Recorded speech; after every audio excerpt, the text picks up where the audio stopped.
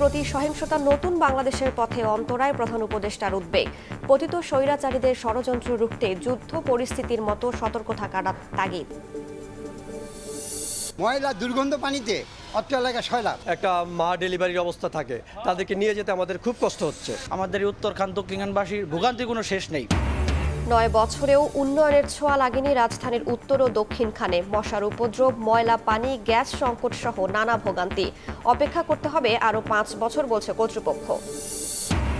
দাবির মুখে ড্যাব সংশোধনের উদ্যোগ রাজুকের, বাড়িয়ে দেয়া হচ্ছে ফ্ল্যাটের সংখ্যা। লাভবান হবেন আবাসন ব্যবসায়ীরা, ঝুঁকিতে পড়বে রাজধানী, মত নগর পরিকল্পনাবিদদের। এবং মেগা ফাইনালের মধ্য দিয়ে আজ পর্দা নামছে চ্যাম্পিয়ন্স ট্রফির। ভারত ফেভারিট হলেও দ্বিতীয় শিরোপায় চোখ নিউজিল্যান্ডের। বাড়তি সুবিধার কথা মানতে নারাজ কোহলিরা।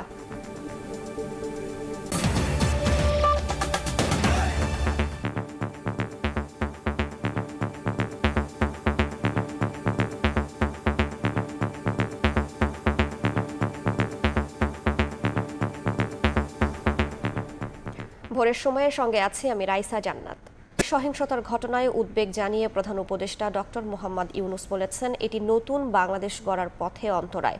আন্তর্জাতিক নারী দিবসে অদম্য নারী পুরস্কার অনুষ্ঠানে তিনি বলেন, পতিত স্বৈরাচার দেশকে অস্থিতিশীল করতে বিপুল পরিমাণ অর্থ বিনিয়োগ করছে। ষড়যন্ত্র রুখতে যুদ্ধ পরিস্থিতির মতো সতর্ক থাকার তাগিদ দিয়েছেন প্রধান উপদেষ্টা। আন্তর্জাতিক নারী দিবসের অনুষ্ঠানের শুরুতেই শ্রদ্ধা ভরে স্মরণ করা হয় দেশ জাতি গঠনে অবদান রাখা নারীদের। নানা চড়াই উতরাই পেরিয়ে জীবন যুদ্ধে জয়ী নারীদের পুরস্কার তুলে দেওয়া হয় অনুষ্ঠানে। বিভিন্ন ক্ষেত্রে অবদান রাখা 5 নারীকে পুরস্কার তুলে দেন প্রধান উপদেষ্টা ডক্টর মোহাম্মদ ইউনূস। পাশাপাশি বাংলাদেশ নারী ক্রিকেট দলকে দেয়া হয় বিশেষ সম্মাননা স্মারক।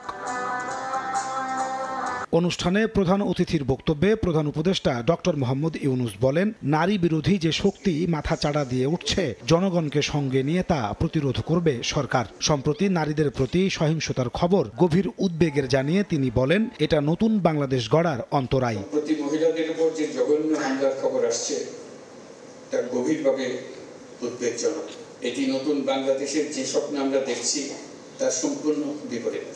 নারী বিরোধী যে শক্তি মাথা চাড়া দেওয়ার চেষ্টা করছে তাকে আমরা দেশের সকল মানুষকে সঙ্গে নিয়ে অবশ্যই মোকাবেলা করব। প্রধান উপদেষ্টা বলেন, পতিত স্বৈরাচারী সরকার দেশকে অস্থিতিশীল করতে বিপুল পরিমাণ অর্থ বিনিয়োগ করছে। এই অবস্থায় জনগণকে যুদ্ধ পরিস্থিতির মতো সতর্ক থাকার আহ্বান জানান তিনি। পতিত স্বৈরাচার দেশে নৈরাজ্য সৃষ্টি করতে বিপুল পরিমাণ অর্থ বিনিয়োগ করে যাচ্ছে। আমাদেরকে এখন ততটাই সতর্ক থাকতে হবে যেমনটা আমরা যুদ্ধের মতো পরিস্থিতিতে আছি। নারী ও শিশুদের নিরাপত্তা রক্ষায় সর্বোচ্চ সজাগ থাকুন। নিপীড়নের বিরুদ্ধে সামাজিক ঐক্য গড়ে তুলুন। একে অন্যের পাশে দাঁড়ান। একটি সুন্দর শান্তিপূর্ণ সমাজ গড়তে সরকারকে সহযোগিতা করুন। নারী পুরুষের সমান অধিকার নিশ্চিত করা সরকারের অন্যতম লক্ষ্য মন্তব্য করে প্রধান উপদেষ্টা বলেন, সর্বশক্তি নিয়োগ করে তা বাস্তবায়ন করা হবে। নাজমুস সালেহী, সময় সংবাদ, ঢাকা। দেশে নারী হেনস্থার পেছনে উগ্রবাদী গোষ্ঠীর মদদ থাকতে পারে বলে শঙ্কা প্রকাশ করেছেন বিএনপি নেতারা। জঙ্গিবাদ আর যেন মাথা চাড়া দিয়ে না উঠতে পারে তা নিশ্চিতে অন্তর্বর্তী সরকারের কঠোর হওয়ার আহ্বান জানিয়েছেন তারা। নারী নির্যাতন, মব তৈরির ঘটনায় স্বৈরাচারের দোসররা কল কাঠি নাড়ছে কিনা খতিয়ে দেখার আহ্বান বিএনপি নেতাদের। আন্তর্জাতিক নারী দিবসে বিএনপির কেন্দ্রীয় কার্যালয়ের সামনে থেকে র্যালি বের করে মহিলা দল। কাকরাইল মোড় হয়ে পুনরায় বিএনপি কার্যালয়ের সামনে গিয়ে শেষ হয় র্যালিটি। এর আগে আয়োজিত সমাবেশে বিএনপি স্থায়ী কমিটির সদস্য সেলিমা রহমান বলেন, মব জাস্টিস এবং নারী নির্যাতন বন্ধ করতে না পারলে যে আকাঙ্ক্ষা নিয়ে মানুষ গণ অভ্যুত্থান করেছে তা পূরণ হবে না। সমাজে যে নারী ধর্ষণ, নারী অপহরণ, এটা যদি বন্ধ করতে না পারেন, যে স্বপ্ন নিয়ে এই বাংলাদেশকে আবার মুক্ত করেছে, সেই স্বপ্নটা আমাদের পূরণ হবে। নারী দিবসে দুপুরে ঢাকা বিশ্ববিদ্যালয়ে আলোচনা সভার আয়োজন করে ছাত্রদল। এতে প্রধান অতিথি ছিলেন বিএনপির স্থায়ী কমিটির সদস্য সালাহউদ্দিন আহমেদ। আপনারা সুষ্ঠু তদন্তের মাধ্যমে প্রত্যেকটি ঘটনার রহস্য উন্মোচন করুন এবং এর মধ্যে পতিত ফ্যাসিবাদের দোষকদের কোনো কারো কাজও আছে কিনা কোনো কারসাজি আছে কিনা, কোনো চক্রান্ত আছে কিনা আপনারা বের করুন। দিবসটি উপলক্ষে নয়াপল্টনে কেন্দ্রীয় কার্যালয়ে সংবাদ সম্মেলনও করেছে বিএনপি। অসভ্যতা ও সহিংসতার পেছনে কোনো উগ্র গোষ্ঠীর উস্কানি বা মদত থাকতে পারে, যারা দেশকে অস্থিতিশীল করে ফায়দা লোটার অপচেষ্টা করছে এবং যাদের লক্ষ্য বাংলাদেশকে একটি অতি রক্ষণশীল রাষ্ট্রে বানানো, যেন নারীরা নিজ দেশে অধিকারহীন হয়ে পড়েন। এদিকে জাতীয় প্রেস ক্লাবে বিএনপির ভারপ্রাপ্ত চেয়ারম্যান তারেক রহমানের 19তম কারাবন্দী দিবসের আলোচনায় বিএনপির স্থায়ী কমিটির সদস্য ইকবাল হাসান মাহমুদ টুকু বলেছেন, নতুন দল গঠন করে হুমকি ধামকি দিলে চুপ করে বসে থাকবে না বিএনপি। আপনারা রাজনৈতিক দল করেছেন, এই কিংস পার্টি বললেই বলেন জিয়া রহমান কিংস পার্টি করেছিল। জিয়া রহমান ম্যান্ডেট লাগে না এই কথাটা বললে কিন্তু ভুল হবে। জিয়া রহমান সাহেব জনগণের কাছে গেছে, হানা ভোট করেছে, করে উনি এই দেশের রাজনৈতিক দল গঠন করেছে। জিয়া রহমানের সাথে এই দলের সাথে তুলনা করলে কিন্তু আপনারা ভুল করবেন। হিজবুত তাহরীরের প্রকাশ্যে মিছিলের ঘটনার উদ্বেগ জানিয়ে বিএনপি নেতারা বলেন, নিষিদ্ধ সংগঠন কিভাবে মিছিল করে তা সরকারকে গুরুত্বের সঙ্গে দেখতে হবে। মানুষকে হাসান ওয়ালি, সময় সংবাদ, ঢাকা। মব সৃষ্টি করে নারীদের উত্ত্যক্ত ও নিরাপত্তা বিঘ্নিত অব্যাহত থাকলে আইনশৃঙ্খলা বাহিনী ও সংশ্লিষ্ট মন্ত্রণালয় ব্যর্থ বলে প্রমাণিত হবে। রাজধানীর শাহবাগে নারী দিবসের সমাবেশে মন্তব্য করেন জাতীয় নাগরিক পার্টির উত্তরাঞ্চলের মুখ্য সংগঠক সার্জিস আলম। দলে যোগ দেয়া নারীদের টার্গেট করে মিথ্যা প্রোপাগান্ডা ছড়ানো হচ্ছে বলেও অভিযোগ তার। নারীদের প্রতি সহিংসতা নিপীড়নের প্রতিবাদে আন্তর্জাতিক নারী দিবস উপলক্ষে শাহবাগে জাদুঘরের সামনে বিক্ষোভ সমাবেশ করে জাতীয় নাগরিক পার্টি। বাংলাদেশের নারীরা যতটা না সফল তার থেকে বেশি নির্যাতিত। নারীর প্রতি সহিংসতার ঘটনা গণ অভ্যুত্থানের চেতনা বিরোধী বলে মন্তব্য করেন এনসিপির নারী নেত্রীরা। আমরা দলীয়ভাবে বিশ্বাস করি যে নারী এবং পুরুষ সমাজে সমান সুযোগ এবং অধিকার পাওয়ার যোগ্য। নারীর প্রতি সহিংসতা যেই পরিস্থিতি আমরা এই মুহূর্তে দেখছি বাংলাদেশে, সেটা কোনোভাবেই অভ্যুত্থানের সাথে সামিল নয়, অভ্যুত্থানের সাথে সামঞ্জস্যপূর্ণ নয়, বরঞ্চ বিরোধী। সংগঠনের উত্তরাঞ্চলের মুখ্য সংগঠক সার্জিস আলম বলেন, কেউ যদি মব সৃষ্টি করে নারীদের হেনস্থা করে তবে আইন শৃঙ্খলা বাহিনী সহ সংশ্লিষ্ট মন্ত্রণালয় ব্যর্থ বলে প্রমাণিত হবে। নারীর নিরাপত্তা নিশ্চিতে সরকারের সুস্পষ্ট অবস্থান দাবি করেন তিনি। ব্যবহার করে বিন্দুমাত্র আমাদের গণতন্ত্রের দিকে দৃষ্টি দেওয়ার চেষ্টা করে কিংবা তাদের সিকিউরিটি বিঘ্নিত করার চেষ্টা করে, তাহলে আমাদের এই আইন শৃঙ্খলা রক্ষাকারী বাহিনী এবং সংশ্লিষ্ট মন্ত্রণালয়গুলো ব্যর্থ বলে প্রমাণিত হবে। আজকের পর থেকে শুধু কথা নয়, আমরা কাজ দেখতে চাই। এদিকে সন্ধ্যায় সম্মিলিত সামরিক হাসপাতালে মাগুরার ধর্ষণের শিকার শিশুর খোঁজ খবর নিয়ে সংগঠনটির সদস্য সচিব আক্তার হোসেন ধর্ষণের বিচার দ্রুত বিচার ট্রাইব্যুনালে করার দাবি জানান। যারা নানাবিধ মাত্রায় নারীদের ব্যাপারে নানাবিধ অপরাধে জড়িত হয়ে পড়েছেন, তাদেরকে আইনের ক্ষেত্রে সুপর্দ করার ক্ষেত্রে জনগণ যেন সচেষ্ট ভূমিকা পালন করে। ব্রিটিশ আমলের বিচার কাঠামোতে যে ধরনের সংস্কারগুলো প্রয়োজন তার ব্যাপারে সরকারের তরফ থেকে কিছু উদ্যোগ নেওয়া হয়েছে, কিন্তু এখনো পর্যন্ত সেগুলো আসার আলো দেখেনি। এখনো পর্যন্ত আমরা সেগুলোকে বাস্তবায়নের রূপরেখার মধ্য দিয়ে যেতে দেখিনি। নারীদের প্রতি সহিংসতা দেখলেই জনগণকে প্রতিরোধ গড়ে তোলারও আহ্বান জানান আক্তার হোসেন। মাহাদ ইসলাম ধ্রুব, সময় সংবাদ, ঢাকা। সম্প্রতি ঘটে যাওয়া নারী হেনস্থায় জড়িতদের ছাড় দেওয়া হবে না বলে হুঁশিয়ারি দিয়েছেন স্থানীয় সরকার পল্লী উন্নয়ন ও সমবায় উপদেষ্টা আসিফ মাহমুদ সজীব ভূঁইয়া। শনিবার সকালে রাজধানীর আগারগাঁওয়ে স্থানীয় সরকার প্রকৌশল অধিদপ্তরে নারী দিবসের আলোচনা সভায় তিনি বলেন, ধর্মকে ব্যবহার করে একটি শ্রেণী নারীদের হেনস্থার চেষ্টা করছে। ধর্ম এ ধরনের কাজ সমর্থন করে না। নারী হয়রানিতে সম্পৃক্তদের সরকার কোনো ছাড় দেবে না বলেও জানান তিনি। সম্প্রতি ঘটে যাওয়া ধর্ষণের ঘটনায় সম্পৃক্তদের বিচার ও দৃষ্টান্তমূলক শাস্তি নিশ্চিত করা হবে বলেও এ সময় জানান তিনি। অনুষ্ঠানে সারা দেশে এলজিইডির বিভিন্ন প্রকল্পের মাধ্যমে স্বাবলম্বী নারীদের অবদানের প্রামাণ্য চিত্র প্রদর্শন করা হয়। দেওয়া হয় পুরস্কার ও সম্মাননা।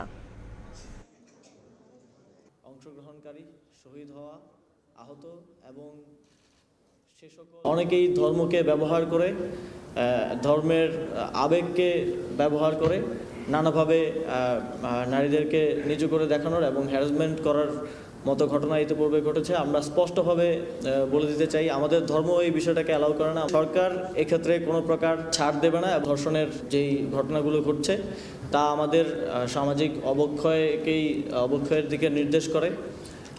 আমরা রাষ্ট্রের পক্ষ থেকে এই ধরনের ঘটনাগুলোর ক্ষেত্রে বিচার নিশ্চিতে, দৃষ্টান্তমূলক শাস্তি নিশ্চিতে সরকার তার দায়িত্ব পালন করবে। জাতীয় নাগরিক পার্টির দক্ষিণাঞ্চলের মুখ্য সংগঠক হাসনাত আব্দুল্লাহ বলেছেন, ফ্যাসিবাদ তাড়ানো হয়েছে কোনো সমস্যা ডেকে আনার জন্য নয়। কেউ যদি আবার আওয়ামী লীগ হয়ে উঠতে চায় তাহলে যেভাবে ফ্যাসিবাদ তাড়ানো হয়েছে তাদের বিরুদ্ধেও সেভাবে ব্যবস্থা নেওয়া হবে। শনিবার সন্ধ্যায় কুমিল্লার দেবিদ্বারে দোয়া ও ইফতার মাহফিল অনুষ্ঠানে এ কথা বলেন তিনি। এ সময় গণমাধ্যমের প্রতি নাগরিক পার্টির বার্তা অখণ্ডিত ও বস্তুনিষ্ঠতার সঙ্গে প্রকাশ করার আহ্বান জানান হাসনাত আব্দুল্লাহ। তাড়িয়েছে কোনো মুসিবত আবার ডেকে আনার জন্য না। কেউ ফেসিবাদ গিয়েছে, কোন রাজনৈতিক দল আবার মুসিবত হিসাবেও আসতে পারে। তো সেই জায়গায় আমরা যেভাবে ফেসিবাদকে তাড়িয়েছি, ফেসিবাদের বিরুদ্ধে আমাদের ক্রিয়াশীল রাজনৈতিক দলগুলোর যে ধরনের অবস্থান যেভাবে ছিল, আমাদের কেউ যদি আবার আওয়ামী লীগ হয়ে উঠতে চায় তাদের বিরুদ্ধে আমাদের একই ধরনের অবস্থান অব্যাহত থাকবে। পতিত ফ্যাসিস্টদের বিরোধিতা করায় জামায়াতকে সর্বোচ্চ শোষণ করা হয়েছিল বলে মন্তব্য করেছেন দলটির আমির ডাক্তার শফিকুর রহমান। সংখ্যানুপাতিক হারে নির্বাচনের দাবি জানিয়েছেন তিনি। কূটনীতিকদের সম্মানে আয়োজিত ইফতারে তিনি বলেন, জামায়াত ধর্মীয় দৃষ্টিকোণ থেকে কাউকে সংখ্যালঘু বা সংখ্যাগরিষ্ঠ হিসেবে চিহ্নিত করে না, সব মানুষকে বাংলাদেশের গর্বিত নাগরিক মনে করে। এছাড়া বাংলাদেশের সমৃদ্ধির যাত্রায় বন্ধু রাষ্ট্র গর্বিত অংশীদার বলেও মত তার।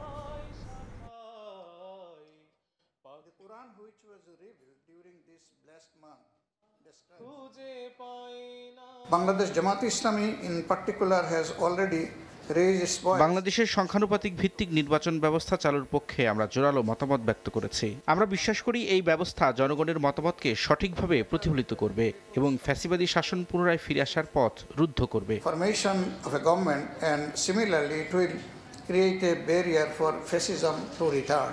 নাগরিক সেবা বাড়াতে প্রায় ৯ বছর আগে ১১৪ বর্গ কিলোমিটার এলাকা নিয়ে নতুন 18টি ওয়ার্ড গঠন করে উত্তর সিটি কর্পোরেশন। সিটিতে অন্তর্ভুক্ত হলেও নাগরিক সুবিধা একেবারেই মেলে না এসব এলাকার বাসিন্দাদের। সিটি কর্পোরেশন বলছে, পূর্ণাঙ্গ সুবিধা পেতে অপেক্ষা করতে হবে আরও অন্তত 5 বছর। অপরিকল্পিত উন্নয়ন পরিকল্পনা বন্ধ না হলে এমন বাস্তবতা থেকে মুক্তি মিলবে না বলে মত বিশেষজ্ঞের। বিস্তারিত আলামিন তুষারের রিপোর্টে।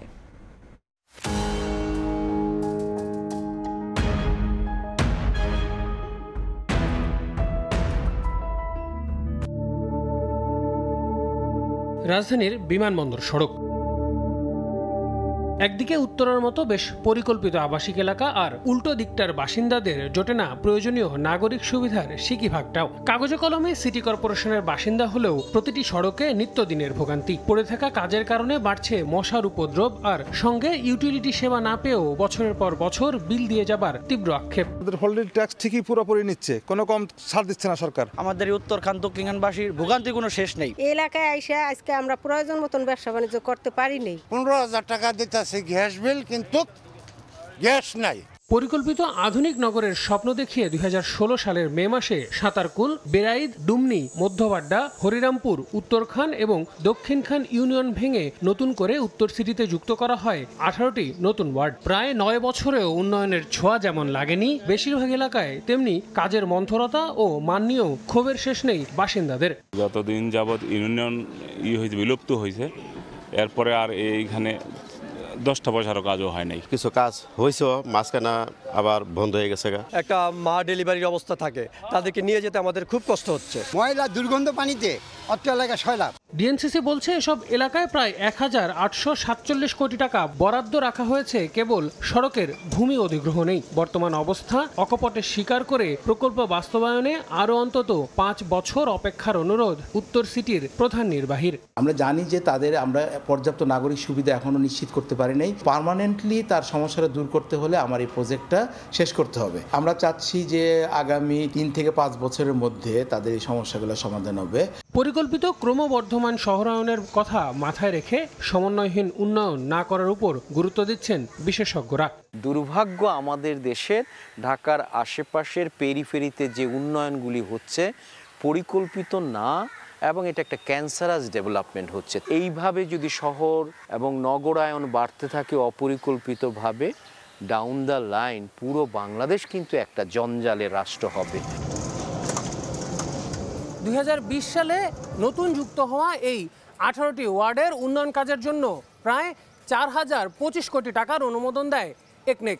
সেই হিসেবে এখানকার কাজের মান এবং গতি নিয়ে যেমন প্রশ্ন আছে, তেমনি এই বিপুল পরিমাণ অর্থ আসলে কোথায় গেল তা নিয়েও প্রশ্ন এলাকাবাসীর।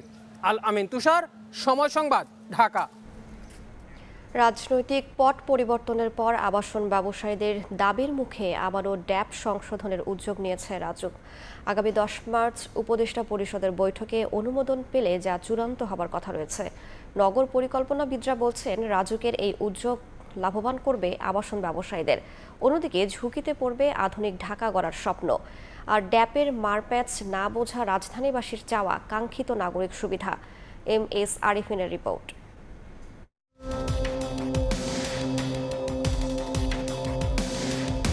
অপরিকল্পিত নগরায়নে ঢাকা এখন দুর্ভোগের নগরী। এমন পরিস্থিতি থেকে বেরিয়ে আসতে রাজধানী উন্নয়ন কর্তৃপক্ষ রাজুক 2022 থেকে 2035 সময়ের জন্য প্রণয়ন করেছে বিশদ অঞ্চল পরিকল্পনা বা ড্যাপ। তবে শুরু থেকেই এ নিয়ে বিভিন্ন পক্ষের আপত্তিতে বাস্তবায়ন সম্ভব হচ্ছে না। এই বিরোধিতা বাসযোগ্য ঢাকা নির্মাণে অন্তরায় বলে অভিমত নগরবাসীর। যেহেতু এটা 12তলা একটা বিল্ডিং, সেক্ষেত্রে আমাদের নিচে যারা সার্ভিস দিচ্ছে তাদের লোক সংখ্যা বেশি, আমাদের 2টা লিফট আছে, ওইটার সার্ভিস চার্জ আছে, সেক্ষেত্রে আমাদের সার্ভিস চার্জটা বেড়ে যাচ্ছে। পেশা একটা বিল্ডিংয়ে পেশা একটা বিল্ডিং হাত দেয়, এক বিল্ডিং ধরা যায় যে বাতাস আসবে, পরিবেশ চেঞ্জ হবে, এগুলো অনেক বাচ্চা কাচ্চা তো অসুখ বিসুখ এভাবেই হচ্ছে। ইনডোরে হোক অথবা তার ছাদে হোক, যদি বাচ্চাদের খেলার জায়গা থাকে সেটা অবশ্যই ভালো হয়। নতুন পরিকল্পনায় যত্রতত্র বহুতল ভবন নির্মাণ করা যাবে না, বরং এলাকা ভিত্তিক ফার বা ফ্লোর এরিয়া রেশিও ঠিক করে দিয়েছে রাজুক। যে এলাকায় ফার যত বেশি, ভবনের উচ্চতাও তত বেশি। তবে আবাসন ব্যবসায়ীদের তোপের মুখে ড্যাপ সংশোধনে উদ্যোগ নিচ্ছে সরকারি সংস্থাটি। বাড়িয়ে দেয়া হচ্ছে ফারের মান ও ফ্ল্যাটের সংখ্যা।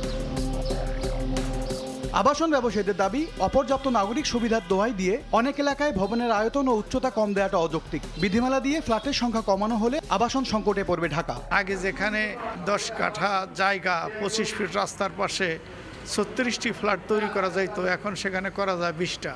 রাজুক বলছে, যানজট, পরিবেশ ও আবাসন সমস্যাকে প্রাধান্য দিয়েই করা হচ্ছে নতুন সংশোধনী। উপদেষ্টা পরিষদের সভায় 10 মার্চ ড্যাপের খসড়া উপস্থাপনের কথা রয়েছে। আগামী 10 তারিখে উপদেষ্টা পরিষদের সভা অনুষ্ঠিত হওয়ার কথা রয়েছে। উক্ত উপদেষ্টা পরিষদে যদি পুরা বিস্তারিত তথ্যসমূহ উপস্থাপন করা হবে, সেখানেতে যদি কোনো সাজেশন আছে বা কোনো অ্যাডিশন, মডিফিকেশন, অল্টারেশন করার জন্য কোনো সুপারিশ আছে, সেই সুপারিশটি সন্নিবেশিত করে সেটা সরকার কর্তৃক পরবর্তীতে গেজেট আকারে প্রকাশ করার নিবে। এই উদ্যোগে সমালোচনা করে নগর পরিকল্পনাবিদরা বলছেন, প্রস্তাবিত সংশোধনী আবাসন ব্যবসায়ীদের স্বার্থ হাসিল করবে, ঝুঁকির মুখে ফেলবে ঢাকা মহানগরীকে। ঢাকার যে ভারবহন ক্ষমতা তার 4-5 গুণ বেশি ইতিমধ্যে ঢাকার ভিতর মানুষ আছে। তাহলে এখন নতুন নতুন আরও ভবন, আরও যদি মানুষ দিতে চান, ঢাকা তো ইতিমধ্যে স্থবির শহরটা মানে এমন স্থবির হবে, তখন কোনো ইনভেস্টমেন্ট করে যতই গণপরিবহনের জন্য মেট্রো করেন, ঢাকা কিন্তু চলতে পারবে না। ড্যাপ সংশোধন চূড়ান্ত হওয়ার আগে সকল পক্ষের সঙ্গে কয়েক দফা বৈঠক করা হয়েছে বলে জানিয়েছে রাজুক। MS আরিফিন, সময় সংবাদ, ঢাকা। মার্কেট শপিং মলগুলোতে জমে উঠছে কেনাবেচা। গরম সামনে রেখে চাহিদা বেড়েছে সুতির পোশাকের। তবে পুরো দামে বিক্রি শুরু না হলেও অন্যান্য বারের তুলনায় এবার বিক্রি ভালো হওয়ার আশা ব্যবসায়ীদের। ঈদে যারা দেশীয় পণ্যে নিজেকে সাজাতে চাচ্ছেন, এই ভিড়টা তাদের। গরমের কথা মাথায় রেখে অনেকের পছন্দের তালিকা আছে সুতির পোশাক। এখানে কম্বোগুলো সেল হচ্ছে, বাবা মা, বাচ্চাদের, ছেলে মেয়ে, ঠিক আছে, সবার একই সাথে সেট আমরা করে কম্বো করে আমরা সেল করতেছি। আর হচ্ছে যে আপনার সুতি আর কি, মানুষ এখন যেহেতু একটু গরম পড়ছে, সো সুতি কাপড়গুলো একটু বেশি চাহিদা আর কি। ফেব্রিক্সগুলো ধরেন কটন, ডিজাইন কটন, মানে কটনের মধ্যে যেহেতু সামনে গরম, তো গরমকে রেখে মনে করেন যে ভালো কমফোর্টেবল যে পরতে পারবে, ওরকম চাহিদা বেশি। রাজধানীর মার্কেট শপিং মলগুলোতে প্রতিদিনই জমে উঠছে কেনাবেচা। ভিড় এড়াতে ইফতারের আগে অনেকে সেরে নেন কেনাকাটা। শুধু নতুন পোশাকের সঙ্গে সামঞ্জস্য রেখে জুতা, অলংকার কিংবা ঘর সাজানোর পণ্য সবই আছে একই ছাদের নিচে। যেহেতু এখন রোজার খুব বেশি শুরু হয়নি, আরও কালেকশন আশা করছি আসবে। 10টার বেশিও আউটলেট আছে, আই থিঙ্ক প্রত্যেকটা থেকেই কম বেশি কেনাকাটা করা হয়, এই জন্য বরাবরই খুব ভালো লাগে। অবশ্যই বসুন্ধরা সিটিতে যেহেতু অনেকগুলো শোরুম আছে অ্যান্ড কালেকশনও ভালো আসছে, এখন সবগুলো মিলিয়ে দেখে দেন কিনবো। এবার দেশীয় পণ্যের দোকানে ক্রেতাদের জন্য আছে কম্বো অফার। শাড়ি, পাঞ্জাবি কিংবা ছোটদের পোশাক সবই পাওয়া যাবে একসঙ্গে। আবার কোথাও আছে বিশেষ মূল্য ছাড়, তবে দাম একটু বেশি হওয়ার অভিযোগ ক্রেতাদের। এমনিতেই পছন্দ হয়েছে, কালেকশন ভালো ওদের, এখন দেখা যাক। এমনি 2টা নেওয়ার ইচ্ছা আছে, কয়টা নিতে পারি। 15 রমজানের পর বেচা বিক্রি আরও বাড়ার প্রত্যাশা ব্যবসায়ীদের। চন্দ্রিমা চৌধুরী, সময় সংবাদ, ঢাকা। ঈদ ফ্যাশনের বড় অংশের কারিগর দর্জিরা। ক্রেতার চাহিদা অনুসারে পোশাক বানাতে রমজান জুড়ে দর্জি বাড়িগুলো রাত দিন এক হয়ে কর্মব্যস্ততায়। তবে অনেক দর্জি বলছেন চাপ বাড়বে 10 রোজার পর। এদিকে শেষ মুহূর্তের ব্যস্ততা এড়াতে এখনই কাপড়ের সঙ্গে মিলিয়ে লেস, ফিতা নিয়ে পোশাক কারিগরদের কাছে যাচ্ছেন নারীরা।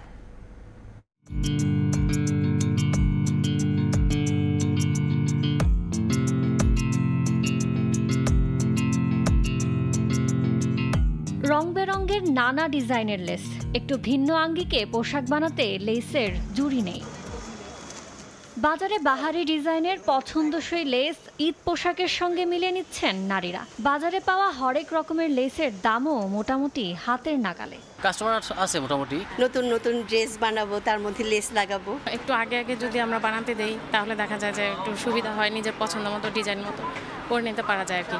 সেজন্য আমি লেস কিনতে আসছি, ম্যাচিং করে তারপর বানাতে দেব। বিক্রেতারা বলছেন এই ঈদে অনেক নারী ক্রেতাই পাকিস্তানি পোশাকের ধাঁচ আনতে বেছে নিচ্ছেন বিভিন্ন কারুকাজের লেস। রোজার প্রথম থেকে 8-10 রোজার পর্যন্ত একটু ভালো হয়। এই টাইপের কারচুপি লেসগুলা কাজ করা, যেমন নাটনার জন্য লাগাই, লেহেঙ্গার জন্য লাগাই, এগুলো একটু বেশি চলতেছে। কাস্টমার আসলেই পাকিস্তানি জামাগুলো নিয়ে বেশি আসে। কয়েক ধরনেরই কিনলাম, কোনো পার্থক্য আমি ওরকম পাইনি। এই যে আগে যেটা ছিল ওরকমই পেয়েছি। কেনাকাটা কমপ্লিট করছি, এখন যাবো টেইলার্সে।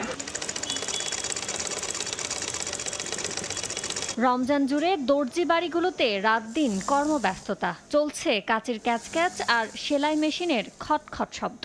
ঈদ চলতি ফ্যাশনের একটি বড় অংশের কারিগর এই দর্জিরা। তারা জানাচ্ছেন ধীরে ধীরে বাড়ছে ফরমাইশ, চাপ বেশি থাকবে 10 রমজানের পর। রোজার চাপ এখনো আসে নাই, আসতেছে আস্তে আস্তে আসতেছে। বাজার অন্য সময়ের তুলনায় একটু চাপ বেশি আছে, কারণ রমজান আসলে আমাদের একটু কাজ বাড়ে, 2-4টা পর্যন্ত কাজ করে, অন্য সময় 10টা-11টা পর্যন্ত কাজ করে। এবার হচ্ছে পাকিস্তানের ড্রেসগুলো বেশি চাহিদা, আর কিছু গজ কাপড় আসছে পাকিস্তানি, ওগুলো অনেক ভালো চলতেছে এবার। তবে শেষ মুহূর্তের চাপ এড়াতে অনেকেই কাপড়ের সঙ্গে মিলিয়ে লেস ফিতা নিয়ে আগে ভাগে এসেছেন দর্জি বাড়িতে। তাই তো লেগে আছে ভিড়। প্রথম দিকেই যদি বানাই তাহলে আমার টেনশনটা দূর হয়ে গেল, আর শেষ পর্যন্ত আমার আর এটা নিয়ে দৌড়াদৌড়ি করতে হবে না। ডিজাইনটা যেন নষ্ট না হয়, ঈদের জামা খুব শখ করে আমরা বানাই, সেটা যেন একদম পারফেক্ট হয়, জন্য আগে দেওয়া। রমজানের দ্বিতীয় সপ্তাহ গেলে অনেক দর্জি বাড়িতে পোশাক বানানোর ফরমায়েশ নেওয়া বন্ধ হয়ে যায়। তাই এখনই তোড়ঝোড় চোখে পড়েছে। ইয়ানুর শিফাত, সময় সংবাদ, Dhaka. Thai Aluminium. The better is now the best. আন্তর্জাতিক নারী দিবস উপলক্ষে নারীদের সমতা, ক্ষমতায়ন এবং সম্মানের প্রতি একাত্মতা প্রদর্শন করে বিশেষ ফ্লাইট পরিচালনা করেছে বিমান বাংলাদেশ এয়ারলাইন্স। শনিবার দুপুরে বিমানের ঢাকা ব্যাংকক ঢাকা BG388 ফ্লাইটে 2 নারী ককপিট ক্রু ছাড়াও ছিলেন 5 নারী কেবিন ক্রু। বিশেষ ফ্লাইটের নেতৃত্ব দেন ক্যাপ্টেন আনিতা ও ফার্স্ট অফিসার তাসনুভা। ফ্লাইটের passenger checking unit, passport checking unit, boarding gate, passenger ও baggage loading, trim sheet loading এবং ককপিট ক্রু ও কেবিন ক্রু সহ প্রত্যেকটি সেকশনের বিমানের নারী কর্মীদের নেতৃত্বে সব পর্যায়ের কাজ সম্পন্ন করা হয়।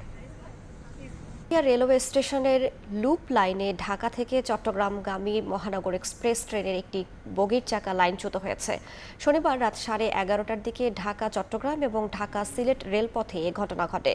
যাত্রীরা জানান ট্রেনটি তালশহর স্টেশন অতিক্রম করে ব্রাহ্মণবাড়িয়া স্টেশনে প্রবেশের সময় ট্রেনের মাঝের বগির 4টি চাকা লাইনচ্যুত হয়। এতে আতঙ্কিত যাত্রীরা ট্রেন থেকে প্ল্যাটফর্মে নেমে পড়েন। পরে ঢাকা থেকে চট্টগ্রামগামী তুর্না নিশিথা এক্সপ্রেস ট্রেন স্টেশনে আটকে পড়া যাত্রীদের উদ্ধার করে। তবে আপ এবং ডাউন লাইনের ট্রেন চলাচল স্বাভাবিক রয়েছে।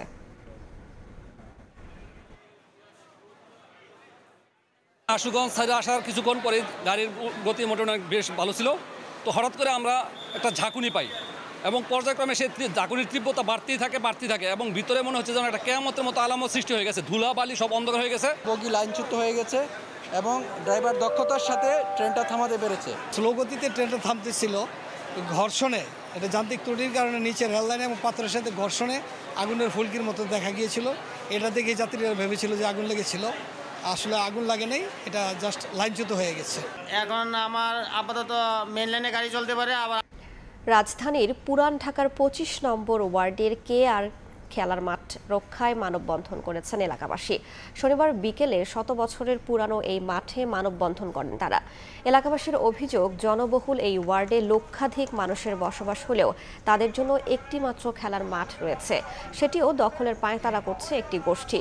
শিশু বয়স্কদের শরীর চর্চা ও খেলাধুলার একমাত্র উৎসকে বাঁচাতে প্রশাসনের দৃষ্টি আকর্ষণ করেন তারা। একই সঙ্গে মাঠটিকে সংস্কার করে গ্রিন পার্কে পরিণত করার দাবিও তোলেন এলাকাবাসী।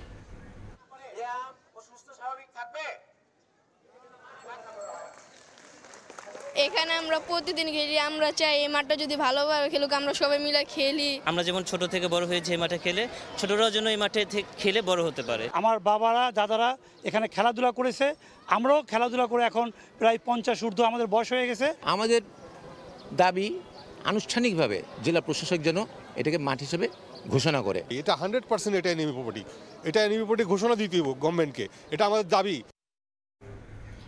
বিএনপির নাম ভাঙিয়ে বাগেরহাটের রামপালে মাছের ঘের ও জমি দখলের অভিযোগ উঠেছে। শনিবার দুপুরে জেলা প্রেস ক্লাবে সংবাদ সম্মেলন করেন জেলা যুবদলের সাবেক সহ সাংগঠনিক সম্পাদক জাহিদুল ইসলাম। এ সময় তিনি অভিযোগ করেন, আওয়ামী লীগ সরকার পতনের পর একদল সুবিধাবাদী বিএনপির নাম ভাঙিয়ে রামপাল উপজেলার অন্যের মাছের ঘের ও সম্পত্তি দখলের চেষ্টা অব্যাহত রেখেছে। এর প্রতিবাদ করেও কোনো প্রতিকার মিলছে না, এমনকি পুলিশকে একাধিকবার অভিযোগ দিলেও কোনো ব্যবস্থা নেওয়া হয়নি। দ্রুত এ বিষয়ে আইনগত ব্যবস্থা নেওয়ার দাবি জানান তিনি।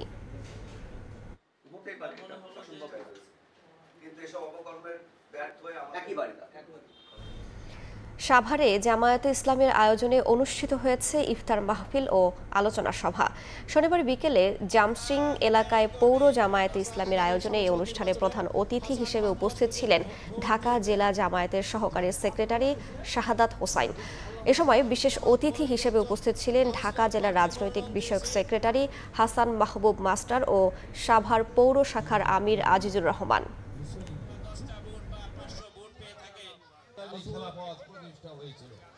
আজকে আমাদের যোগ্য খোদাভীরু তাকওয়াবান সম্পন্ন লুসে যাবে। আপনিও বেশে এক নাম্বার কি ঈমান।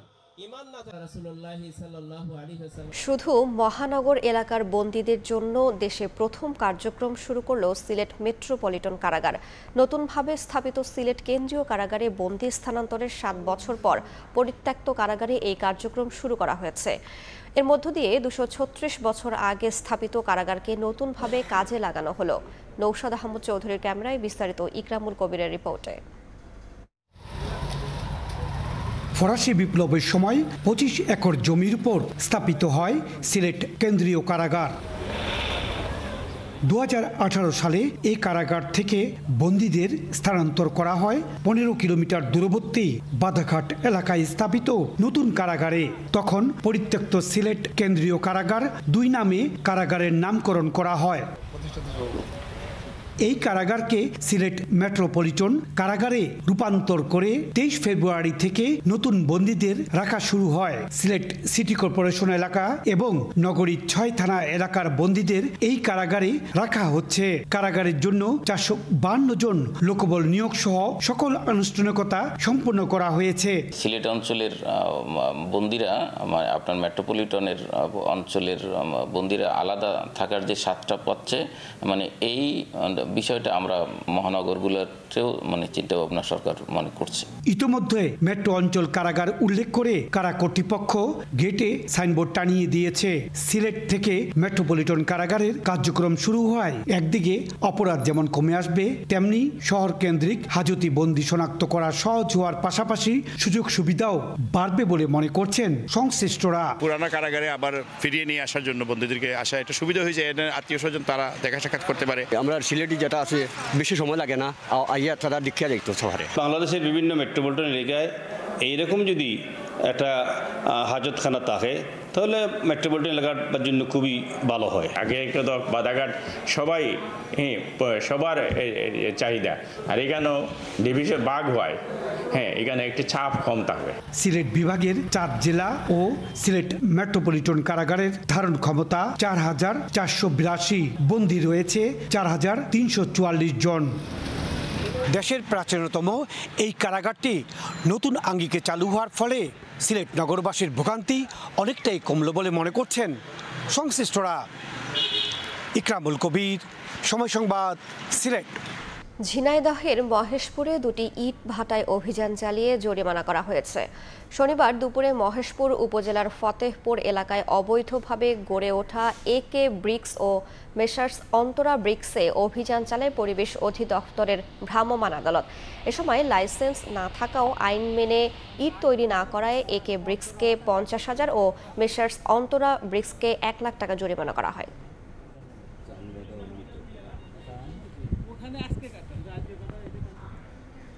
নীলফামারীর সৈয়দপুরে 2টি ইট ভাটা গুড়িয়ে দিয়েছে পরিবেশ অধিদপ্তর। শনিবার বিকেলে কামারপুকুর এলাকার জোবায়দুল হকের ইউবিএল ইটভাটায় ও জুবায়ের আলমের আল মদিনা ইটভাটায় অভিযান চালায় পরিবেশ অধিদপ্তর। পরিবেশ বান্ধব চুল্লি ও প্রয়োজনীয় কাগজপত্র না থাকায় ভাটায় জ্বলন্ত আগুনে পানি দিয়ে নিভিয়ে দেওয়া হয় এবং ভেকু মেশিন দিয়ে ভেঙে ফেলা হয়। এদিকে চুয়াডাঙ্গায় আলমডাঙ্গায় জাতীয় ভোক্তা অধিকার লাইসেন্স না থাকায় 2 ব্যবসা প্রতিষ্ঠান মালিককে 20,000 টাকা জরিমানা করেছে জাতীয় ভোক্তা অধিকার সংরক্ষণ অধিদপ্তর।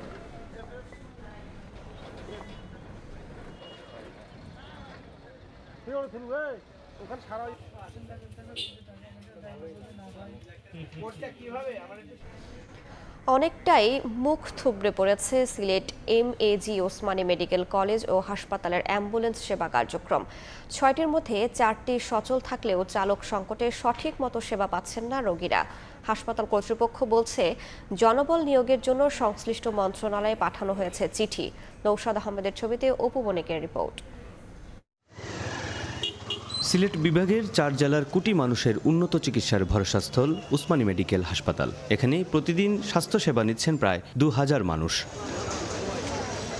1998 সালে হাসপাতালটিকে 500 থেকে 900 শয্যায় উন্নীত করা হলেও বাড়ানো হয়নি জনবল। এমনকি 6টি অ্যাম্বুলেন্স থাকার কথা থাকলেও আছে নামমাত্র 4টি, তাও আবার চালক সংকটে মুখ থুবড়ে পড়েছে। এতে জরুরি রোগীরা সেবা পেতে দুর্ভোগে পড়েছেন। এমনকি একটি আইসিইউ অ্যাম্বুলেন্স সচল থাকলেও সেটাও পাওয়া যায় না ঠিকমতো। আইসিইউ তো দূরের কথা, নর্মাল অ্যাম্বুলেন্সগুলোরই আমরা কোনো সার্ভিস পাই না, ফোন দিলে কোনো ফিডব্যাক নাই। এটা একটা সিন্ডিকেট, মানে আমরা সাধারণ পাবলিকে কোনো সময় আমরা সরকারি অ্যাম্বুলেন্স পাই না। সরকারি অ্যাম্বুলেন্সে যখন হসপিটালে কল করা হয় তখন তারা বলে অ্যাম্বুলেন্স নেই, অথচ অ্যাম্বুলেন্সগুলো হসপিটালে পার্কিংয়ের অবস্থায় থাকে। 500 টাকার ভাড়া 5000 টাকা নিতেছে। এইটা কিন্তু একটা অসহায় মানুষের জন্য স্যার জুলুম হয়ে যায়। 2জন ড্রাইভারের দরকার এখানে মধ্যে। আমরা এই বিষয়ে আমরা স্যারের সাথে কথা বলছি, সবসময় বলি। স্যারও তারা লেখালেখি করতে আছে ঊর্ধ্বতন কর্মকর্তার কাছে মন্ত্রণালয়ে। তবে অ্যাম্বুলেন্সের সংখ্যা বাড়ানো ও চালক সংকট দূর করতে মন্ত্রণালয়ে চিঠি দেওয়া হয়েছে বলে জানায় হাসপাতাল কর্তৃপক্ষ। আমার ক্যাপাসিটি অনুযায়ী আমি ম্যাক্সিমাম সার্ভিসই দিচ্ছি, আর যেটা আমার ক্যাপাসিটির বাইরে, এই যে 2500 রোগী ভর্তি, তো এখন আমি 4-5টা অ্যাম্বুলেন্স দিয়ে যতটুকু করার আমার ম্যাক্সিমামই দিচ্ছি। প্রতিদিন হাসপাতালটির বহির্বিভাগে চিকিৎসা নিচ্ছেন অন্তত 4000 রোগী। অপু বণিক, সময় সংবাদ। জলাবদ্ধতা নিরসনে দৃশ্যমান উন্নয়ন দেখতে চায় সরকার। প্রকল্প সংশ্লিষ্টদের এমন বার্তা দিলেন সড়ক উপদেষ্টা মোহাম্মদ ফাউজুল কবির খান। শনিবার সকালে নগরীর মহেশ খাল পরিদর্শনকালে তিনি বলেন, জলাবদ্ধতা নিরসন না হলে প্রধান উপদেষ্টা নিজ জেলা চট্টগ্রামে আসবেন না। অনেক বিশ্বাসের ছবিতে শফিকুল আলমের রিপোর্ট। চট্টগ্রামের জলাবদ্ধতার সমাধান খুঁজতে বর্তমান সরকারে 4 উপদেষ্টাকে বিশেষ দায়িত্ব দিয়েছিলেন প্রধান উপদেষ্টা ডক্টর মোহাম্মদ ইউনুস। গত 19 জানুয়ারি সরেজমিনে তারা খাল পরিদর্শন করে 11টি কর্মপরিকল্পনা নির্ধারণ করে 4 মাসের মধ্যে দৃশ্যমান উন্নয়নের সময় বেঁধে দেয় প্রকল্প সংশ্লিষ্টদের। পরে বেশ কয়েক দফা কাজের তদারকি করেন উপদেষ্টারা। শনিবার আগ্রাবাদের মহেশখালের খনন কাজের উদ্বোধন করেন উপদেষ্টা ফাউজুল কবির খান। এ সময় তিনি বলেন, দ্রুত সময়ের মধ্যে জলাবদ্ধতা নিরসন করতে হবে। সব দল, সব প্রশাসন সবাই একসঙ্গে কাজ করতেছে। তো তো সুতরাং আমরা আশা করি যে একটা আশানুরূপ অগ্রগতি হবে এবং প্রধান উপদেষ্টা এসে যে কাজের যে অগ্রগতি হয়েছে সেটা চূড়ান্তভাবে দেখবেন। খাল খনন কাজে উপস্থিত ছিলেন city mayor doctor Shahadat Hossain. জানান প্রকল্পের ৩৬টি খাল ছাড়াও ২১টি খাল সিটি কর্পোরেশনের উদ্যোগে খনন করা হচ্ছে। এই বছর যাতে জলাবদ্ধতা কমে আসে এই জন্য খাল নালা যে পরিষ্কার করা, ড্রেনগুলো পরিষ্কার করা, এটার উপর আমাদের মাননীয় উপদেষ্টা মহোদয় যেভাবে আমাদেরকে ইনস্ট্রাকশন দিচ্ছে আমরা ইনশাল্লাহ সেটা করে যাচ্ছি এবং এই ব্যাপারে আমরা বদ্ধপরিকর। প্রকল্প সংশ্লিষ্টদের তথ্য মতে ৮,৫০০ কোটি টাকা ব্যয়ে ৪ সংস্থার সমন্বয়ে এরই মধ্যে ৭৮% কাজ শেষ হয়েছে। শফিকুল আলম, সময় সংবাদ, চট্টগ্রাম। ময়মনসিংহ সিটি কর্পোরেশনের চলমান সড়ক ও ড্রেনেজ নির্মাণ কাজ শেষ না হওয়ায় ভোগান্তি যেন পিছু ছাড়ছে না নগরবাসীর। সড়ক ড্রেনে কোথাও চলছে খোঁড়াখুড়ি, কোথাও আবার বন্ধ রয়েছে কাজ। অনেক জায়গায় কাজ চলমান থাকলেও চলছে ধীর গতিতে। এতে আগামী বর্ষায় দুর্ভোগ কয়েক গুণ বাড়ার শঙ্কা নগরবাসীর। যদিও সিটি প্রশাসকের দাবি, দুর্ভোগ লাঘবে সর্বোচ্চ গুরুত্ব দিয়ে কাজ করছেন তারা। হোসেন আলীর ছবিতে ওবায়দুল হকের প্রতিবেদন। দরজায় কড়া নাড়ছে বর্ষা, তবু শেষ হয়নি ময়মনসিংহ নগরীর বিভিন্ন ওয়ার্ডে চলা রাস্তার খোঁড়াখুড়ির কাজ। অনেক জায়গায় কাজ চললেও তাতেও ধীর গতি, আবার একেবারেই বন্ধ হয়ে আছে অনেক এলাকার সড়ক ও ড্রেনের নির্মাণ কাজ। নগরীর জলাবদ্ধতা দূরীকরণে ২০২০ সালে ৪ বছর মেয়াদে ময়মনসিংহ সিটি কর্পোরেশন সড়ক উন্নয়ন ও ড্রেনেজ নেটওয়ার্ক সহ নাগরিক সেবা উন্নতকরণ প্রকল্পে ১,৫৭৫ কোটি টাকা বরাদ্দ দেয়া হয়। এরপর দরপত্র শেষে ৮৬টি প্যাকেজের আওতায় ৩৫৭ কিলোমিটার সড়ক ও ২৪৯ কিলোমিটার ড্রেনের কাজ শুরু হয়। তবে নির্ধারিত সময় পেরিয়ে গেলেও শেষ হয়নি প্রকল্পের অর্ধেক কাজও। এর মধ্যে আবার পট পরিবর্তনে ঠিকাদার লাপাত্তা হওয়ায় একের পর এক বাতিল হচ্ছে কাজ। ইতিমধ্যে বাতিল করা হয়েছে প্রায় ১৭৩ কোটি টাকার 10টি প্যাকেজের কাজ। এতে আসছে বর্ষায় ভোগান্তি বাড়ার শঙ্কা নগরবাসীর। এখনো ড্রেন কমপ্লিট হয় নাই, তার মানে এই বছরও আমাদের পানির ভিতর দিয়েই যাইতে হবে। রড নাই, এই সিমেন্ট নাই, ইট নাই, এইটা করে যে ১.৫-২ বছর যাইতেছে ভাই রাস্তার কাজটা আপনাদের গত শীতের সময় শেষ করার ছিল, 10%ও এটা শেষ করা নাই। বৃষ্টি পরে মানে পাও আডুর উপরে মানে গাড়ি উঠবো, পানির থেকে কাদার মধ্যে বেশি ডুবে থাকা লাগবো। আমাদের একটাই চাওয়া যে যত দূরত্ব এই কাজটা করা যায়। নাগরিক সমাজের প্রতিনিধিরা বলছেন, বর্ষার আগে নগরবাসীকে দুর্ভোগের হাত থেকে বাঁচাতে আন্তরিকভাবে কাজ করতে হবে সংশ্লিষ্টদের। আর সিটি কর্পোরেশনের প্রশাসকের দাবি, চলমান কাজ শেষ করতে দেয়া হচ্ছে সর্বোচ্চ গুরুত্ব। খোঁড়াখুড়ি করার ততটুক যতটুকু আপনি কাজটি করতে পারেন, কাজটি করতে পারবেন না, শুধু খুঁড়ে ফেলে রাখবেন, এটা যেন না হয়। নতুন টেন্ডার চলমান আছে, বাট এটা হয়তো বর্ষার আগে হবে না। বর্ষাকালে যে মানুষ যে ভোগান্তি, এটা আমি দেখেছি এবং আমরা এটা টপ প্রায়োরিটি দিয়ে বিবেচনা করছি। বাতিল হওয়া প্যাকেজ চালু ও অসম্পূর্ণ কাজ দ্রুত সম্পন্ন করে নাগরিক সেবা নিশ্চিতের দাবি নগরবাসীর। ওবায়দুল হক, সময় সংবাদ, ময়মনসিংহ। জামালপুরে পৌরসভার অংশ হয়েও বিচ্ছিন্ন ১ নম্বর ওয়ার্ডের নাও ভাঙাচর। সদর জেনারেল হাসপাতালের সামনে ব্রহ্মপুত্র নদে কোনো সেতু না থাকায় বাঁশের ভাঙা সাঁকো ব্যবহার করছেন এলাকাবাসী। এতে একদিকে যাতায়াতের ঝুঁকির সৃষ্টি হয়েছে, অন্যদিকে যান চলাচল ও পণ্য পরিবহন করা যাচ্ছে না। পৌর কর্তৃপক্ষ বলছে, নদে সেতু নির্মাণে এলজিইডিকে অনুরোধ করা হবে। জাহাঙ্গীর আলমের তথ্য ও আবুল কালাম আজাদের ছবি নিয়ে রিপোর্ট। বাঁশের সাঁকোর ওপর দিয়ে চলাচল করছে মানুষ, তবে সাঁকোর বিভিন্ন স্থানে ভাঙা। জামালপুর পৌরসভার ১ নম্বর ওয়ার্ডের নাও ভাঙাচর পশ্চিমী শহরের প্রধান সড়ক, জেনারেল হাসপাতাল, জজ কোর্ট, জেলা প্রশাসক কার্যালয় সহ সরকারি অফিস, হাটবাজার। তবে সেখানে যেতে হলে পাড়ি দিতে হয় ব্রহ্মপুত্র নদ। পানি কম হলেও নদে নেই কোনো সেতু। ভাঙা বাঁশের সাঁকোই চরের মানুষের যাতায়াতের একমাত্র ভরসা। এতে একদিকে যাতায়াতে ঝুঁকির সৃষ্টি হয়েছে, অন্যদিকে যান চলাচল ও পণ্য পরিবহন করা যাচ্ছে না। দিনের পর দিন দুর্ভোগে আছেন চরের ১,০০০-এর বেশি পরিবার।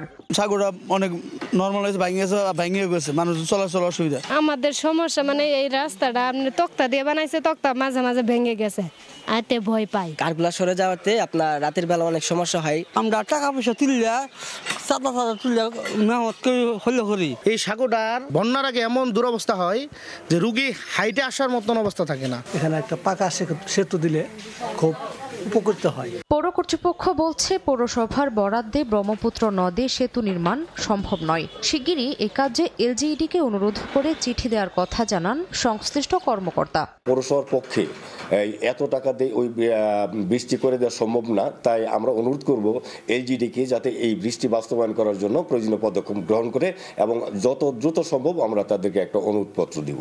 এলজিইডির তথ্য মতে জামালপুর জেনারেল হাসপাতালের সামনে ব্রহ্মপুত্র নদে সেতু নির্মাণে ব্যয় হতে পারে আনুমানিক 9 কোটি টাকা।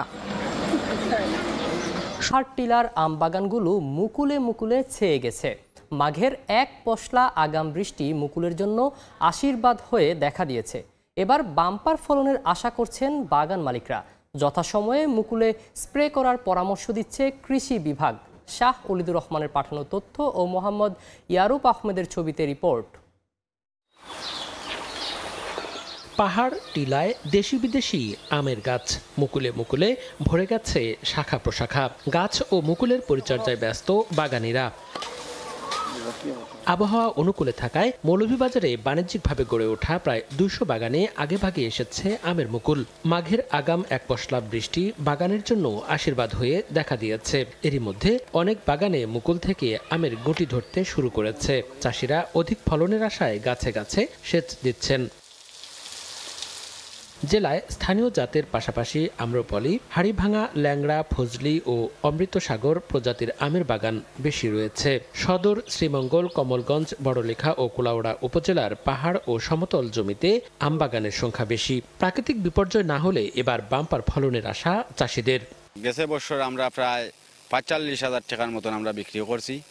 আর এবার আমাদের যে যত্ন নিছি আমরা, এই যত্নর পরিমাণে এবার প্রায় যে মুকুল আইছে, আমরা আশা করি যে 1 লাখ বা লাখের উপরে যাইতে পারে আমাদের আম। আমরা তো কাজ করতে আসি, পানি কাঞ্জি দিতে আসি, যাই যত্ন লইতে আসি। আশা করি আগের দিকে আরো বেশি যেতে পারে গাছের ফল। গত বছর আমি ভালো একটা ফলাফল পেয়েছিলাম, আমি নিজে খেয়েছি। এরপর আমার পাড়াপড়শিরে দেওয়ার পরে 15 থেকে 20,000 টাকার আম বিক্রি করছি। গতবারের চাইতে এবার আমার ফলনটা একটু বেশি পাওয়ার সম্ভাবনা আছে, মুকুলের পরিমাণটা খুবই বেশি। আমের মুকুল ও গুটিতে নিয়ম মেনে স্প্রে করার পরামর্শ দিচ্ছে কৃষি বিভাগ। বিভিন্নভাবে কৃষক ভাইদেরকে পরামর্শ দিচ্ছি। পরাগায়নের পরে মটরশুঁটি দানা যখন হবে আম, তখন একটি স্প্রে করার জন্য তার 1 মাস পর একটা স্প্রে করলে বিভিন্ন প্রকার পোকার আক্রমণ থেকে আমগুলো রক্ষা পাবে। জেলায় 2,234 হেক্টর জমিতে আমের বাগান রয়েছে। উৎপাদন লক্ষ্যমাত্রা ধরা হয়েছে 2,852 মেট্রিক টন। সময় সংবাদ। অন্য কোনো নেতা থাকলেও ইউক্রেনে একইভাবে হামলা চালাতেন বলে মন্তব্য করেছেন মার্কিন প্রেসিডেন্ট ডোনাল্ড ট্রাম্প। তার এই মন্তব্যের মাত্র কয়েক ঘন্টা পরেই ইউক্রেনের পূর্বাঞ্চলের দোনেৎস্ক ও খার্কিভে রাশিয়ার ভয়াবহ ড্রোন হামলায় অন্তত 25 জন নিহত হয়েছেন। আহত হয়েছেন প্রায় 30 জন। এ হামলায় বহু ভবন ও যানবাহন ক্ষতিগ্রস্ত হয়েছে। এত কিছুর পরও ইউক্রেনের শান্তি প্রতিষ্ঠার জন্য যুক্তরাষ্ট্রের উপরেই ভরসা করছেন ভলোদিমির জেলেনস্কি।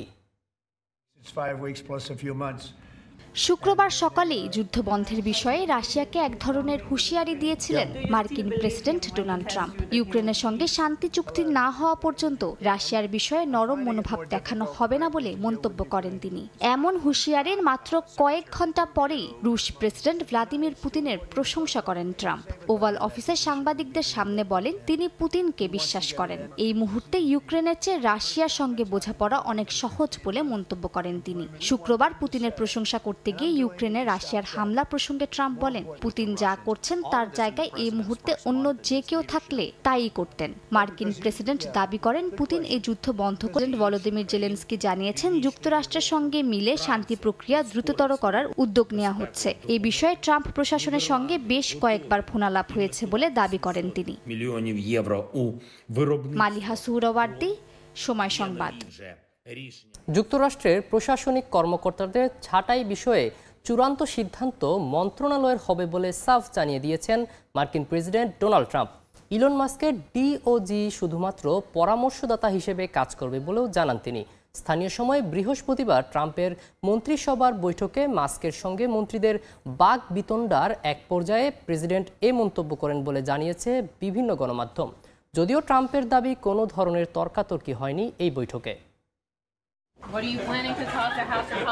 ট্রাম্প মাস্ক বন্ধুত্ব এবং মার্কিন প্রশাসনে ধনকুবের ইলন মাস্কের নিরঙ্কুশ ক্ষমতা মার্কিন প্রেসিডেন্ট ডোনাল্ড ট্রাম্পের দ্বিতীয় মেয়াদের শাসনামলের সবচেয়ে সমালোচিত বিষয়গুলোর মধ্যে অন্যতম। বিশেষ করে সরকারি খরচ কমাতে প্রশাসনিক কর্মকর্তাদের ছাঁটাইয়ের যে ক্ষমতা মাস্ককে দেয়া হয়েছিল তা দেশটির নাগরিকদের রাজপথে নামতেও বাধ্য করেছে। অবশ্য ট্রাম্প বরাবরই মিত্র ইলন মাস্কের হয়ে সাফাই গিয়েছেন। তবে বৃহস্পতিবার যুক্তরাষ্ট্রের মন্ত্রিসভার এক বৈঠকে দেখা যায় ভিন্ন চিত্র।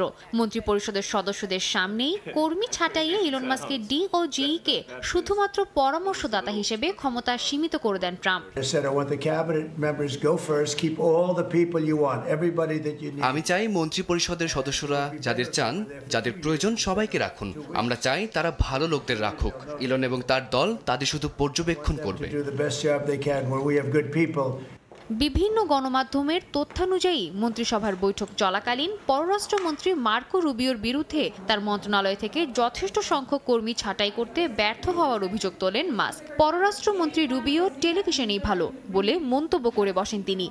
এক পর্যায়ে পরিবহন মন্ত্রী শন ডাফির সঙ্গেও তার মতবিরোধ দেখা দেয়। পরিস্থিতি উত্তপ্ত হয়ে ওঠায় ডোনাল্ড ট্রাম্প হস্তক্ষেপ করে বলেন, প্রশাসনিক কর্মকর্তাদের ছাঁটাই বিষয়ে চূড়ান্ত সিদ্ধান্ত মন্ত্রণালয়ের হবে। ইলন মাস্কের department of government efficiency DOGE শুধুমাত্র পরামর্শদাতা হিসেবে কাজ করবে। সামাজিক যোগাযোগ মাধ্যমে এক পোস্টেও এমন কথা বলেন ট্রাম্প। যদিও মন্ত্রিসভার আলোচনায় বাক বিতণ্ডার বিষয়টি অস্বীকার করেছেন ট্রাম্প। সাংবাদিকদের প্রশ্নের জবাবে তিনি বলেন, এ ধরনের কোনো ঘটনা বৈঠকে ঘটেনি, বরঞ্চ গণমাধ্যমে বিষয়টি অতিরঞ্জিত করছে। মার্কিন পররাষ্ট্র মন্ত্রণালয়ের একজন মুখপাত্র দ্য নিউ ইয়র্ক টাইমসকে বলেন, পররাষ্ট্রমন্ত্রী রুবিও মনে করেন বৈঠকে খোলামেলা ও ফলপ্রসূ আলোচনা হয়েছে। এ নিয়ে বিবিসি আরও মন্তব্য করার অনুরোধ জানালে হোয়াইট হাউস সাড়া দেয়নি। এই অবস্থায় ট্রাম্প ও মাস্কের দুর্দান্ত অংশীদারির সম্পর্কে শেষমেশ ফাটল ধরবে এমন গুঞ্জন শোনা যাচ্ছে বিভিন্ন মহলে। সাদিয়া তাসনিম, সময় সংবাদ। থাইল্যান্ডের আকাশে এক ভিন্নধর্মী প্রদর্শনীর আয়োজন করেছে চীনের অ্যারোবেটিক টিম। দুই দেশের কূটনৈতিক সম্পর্কের 50 বছর পূর্তি উপলক্ষে এই আয়োজন করা হয়। দক্ষ পাইলটদের শৈল্পিক উড়ান, চোখ ধাঁধানো গতিতে আকাশ জুড়ে তৈরি হয় রঙিন ধোঁয়ার রেখা। একের পর এক শৈল্পিক কৌশলে আকাশে চিত্র এঁকে বিমোহিত করা হয় উপস্থিত দর্শকদের। থাইল্যান্ডের আকাশে এই ভিন্নধর্মী প্রদর্শনীর আয়োজন করেছে চীনের বাই অ্যারোবেটিক টিম। চীন ও থাইল্যান্ডের কূটনৈতিক সম্পর্কের 50 বছর পূর্তি উপলক্ষে এ আয়োজন করা হয়। উপস্থিত ছিলেন থাইল্যান্ডের রাজা ও রানী, যারা কাছ থেকে উপভোগ করেন এই মনোমুগ্ধকর আয়োজন। চীনের পিপলস লিবারেশন আর্মির বিমান বাহিনীর 6টি J-10 যুদ্ধ বিমান সমন্বিতভাবে 20টির বেশি আকর্ষণীয় স্টান্ট প্রদর্শন করে। থাইল্যান্ডের পতাকার সঙ্গে মিল রেখে বিমানের লাল, সাদা, নীল এবং সোনালী রঙের ধোঁয়া উড়ানো হয়। এছাড়াও এই রঙগুলো দুই দেশের বন্ধুত্বের প্রতীক হিসেবে তুলে ধরা হয়।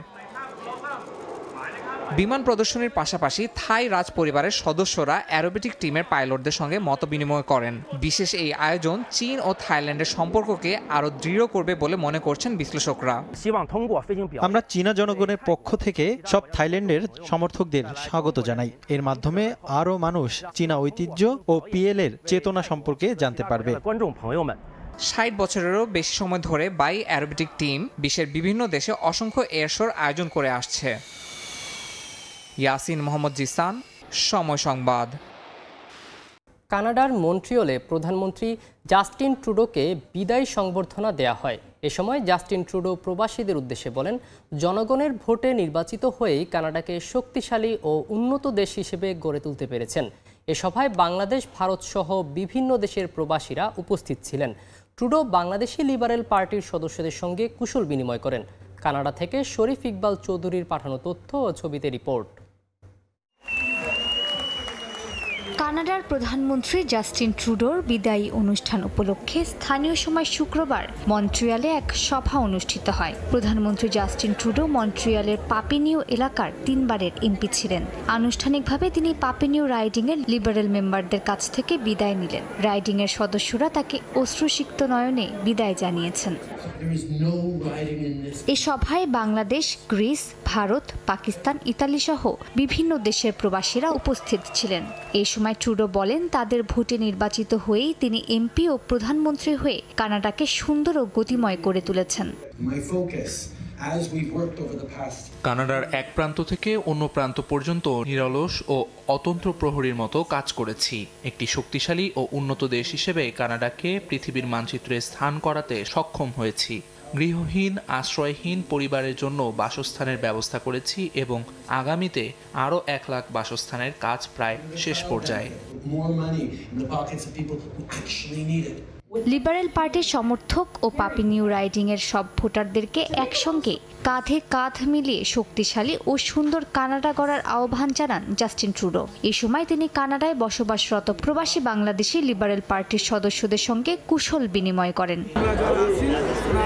অনেক সাথে ছিলাম এবং অনেক কাজ করছি।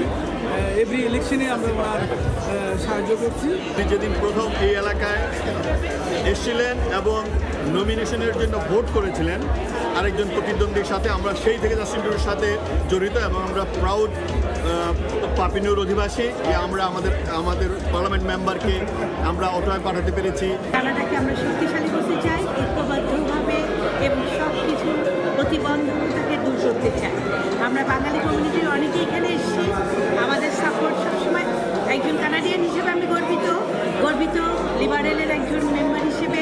পরবর্তী লিবারেল পার্টির প্রধানকে সহযোগিতা করার জন্য লিবারেল সদস্যদের অনুরোধ করেন ট্রুডো। সময় সংবাদ, কানাডা। নারী দিবস উপলক্ষে বিক্ষোভ হয়েছে বিশ্বের বিভিন্ন দেশে।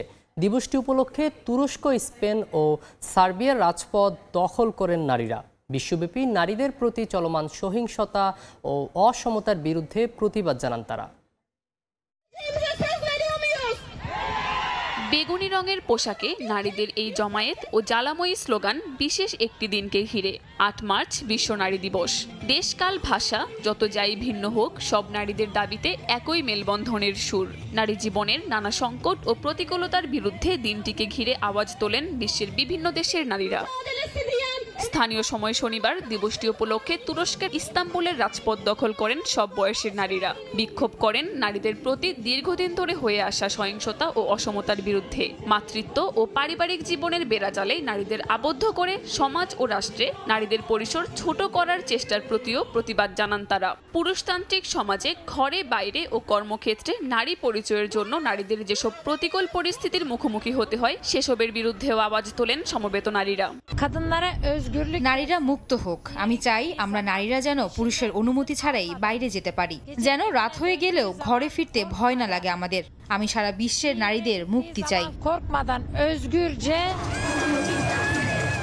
দিবসটি উপলক্ষে স্পেনের মাদ্রিদের রাজপথ দখল করেন বিভিন্ন বয়সের নারীরা। নারীবাদের রাজনৈতিক অবস্থানের বিষয়েও ফুটে ওঠে তাদের স্লোগানে।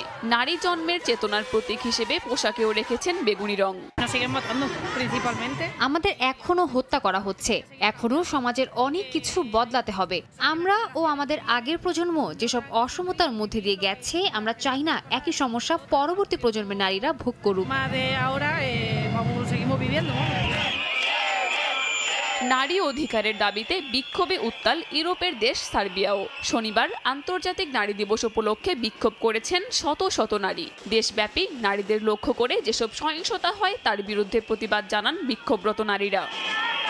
কাকুলি আখতার, সময় সংবাদ। যুগ যুগ ধরে নারীকে শোষণ, বঞ্চনা, অবহেলা ও নির্যাতনের বিরুদ্ধে ফিনল্যান্ডে সমাবেশ হয়েছে। আন্তর্জাতিক নারী দিবস উপলক্ষে রাজধানী হেলসিঙ্কিতে হাজারো মানুষ রাস্তায় নামেন। ফিলিস্তিনের নারীদের উপর সহিংসতা বন্ধের দাবিতে স্লোগান তুলে প্রতিবাদ জানান তারা। হেলসিঙ্কি থেকে বিস্তারিত জানাচ্ছেন মহিউদ্দিন মধু। নারী পুরুষ কাঁধে কাঁধ মিলিয়ে হাঁটছেন, তাদের হাতে ফেস্টুন, ব্যানার ও প্ল্যাকার্ড, যেখানে নারীর অধিকার, প্রতিবাদ আর সমতার দাবি। গগনবিদারী স্লোগানে মুখরিত পুরো এলাকা। বাদ্যযন্ত্রের তালে তালে বিদ্রোহী সুরে উঠছে প্রতিবাদের গান। আন্তর্জাতিক নারী দিবস উপলক্ষে ফিনল্যান্ডের রাজধানী হেলসিঙ্কির ঐতিহাসিক সিনেট স্কোয়ারে জড়ো হন হাজারো মানুষ। এটি শুধু একটি দিবস পালন নয়, নারীর প্রতি সহিংসতার বিরুদ্ধে এক জোরালো প্রতিবাদ। দেশটির সাবেক প্রধানমন্ত্রী সহ বর্তমান এমপি ও মন্ত্রীরাও যোগ দেন এই সমাবেশে। তারা সবাই নারীর প্রতি সহিংসতা বন্ধে সচেতনতা তৈরির আহ্বান জানান। লিঙ্গ বৈষম্য একটা বৈশ্বিক আন্দোলন, যার প্রভাব ফিনল্যান্ডেও পড়ছে। 2025 সালে এসেও পুরুষের সমান স্যালারি পায় না নারী। এটা মেনে নেওয়া যায় না। গুগল এখন তাদের ক্যালেন্ডারে নারী দিবস পালন করছে না। এটা হতাশাজনক। অধিকার ক্ষুণ্ণত হচ্ছে এবং এটি ইনডোরে বেশি হচ্ছে। তো এই জন্যই ফিনল্যান্ডেও ইভেন ফিনিশরাও অনেক ক্ষেত্রে তাদের অধিকার বঞ্চিত হলেও বুঝে উঠতে পারে না। তো এই বিষয়টাকে তুলে ধরার জন্যই এই যে দেখেন এমন বড় একটা উন্নত দেশ যেখানে আপনারা নিজেরাই জানেন যে নারী অধিকার একেবারে পৃথিবীর টপ লেভেলগুলোর মধ্যে একটাতে, বাট স্টিল এখানেও মহিলাদের অধিকার থেকে তাদেরকে বঞ্চিত করা হচ্ছে। প্রতিবাদে ফিলিস্তিনের নারীদের প্রতি সংহতি প্রকাশ ছিল অন্যতম বিষয়। তাদের উপর চলমান সহিংসতা বন্ধের দাবি ওঠে বারবার। উপস্থিত সবাই ইসরায়েলের নীতির বিরুদ্ধে সোচ্চার হন এবং ফিলিস্তিনি নারীদের অধিকারের পক্ষে স্লোগান দেন। ফিলিস্তিনে 20,000 নারীর প্রতি সহিংসতা ও খুন করা হয়েছে। আমরা বিশ্বাস করি নারী সম অধিকার ও স্বাধীনতা ভোগ করবে।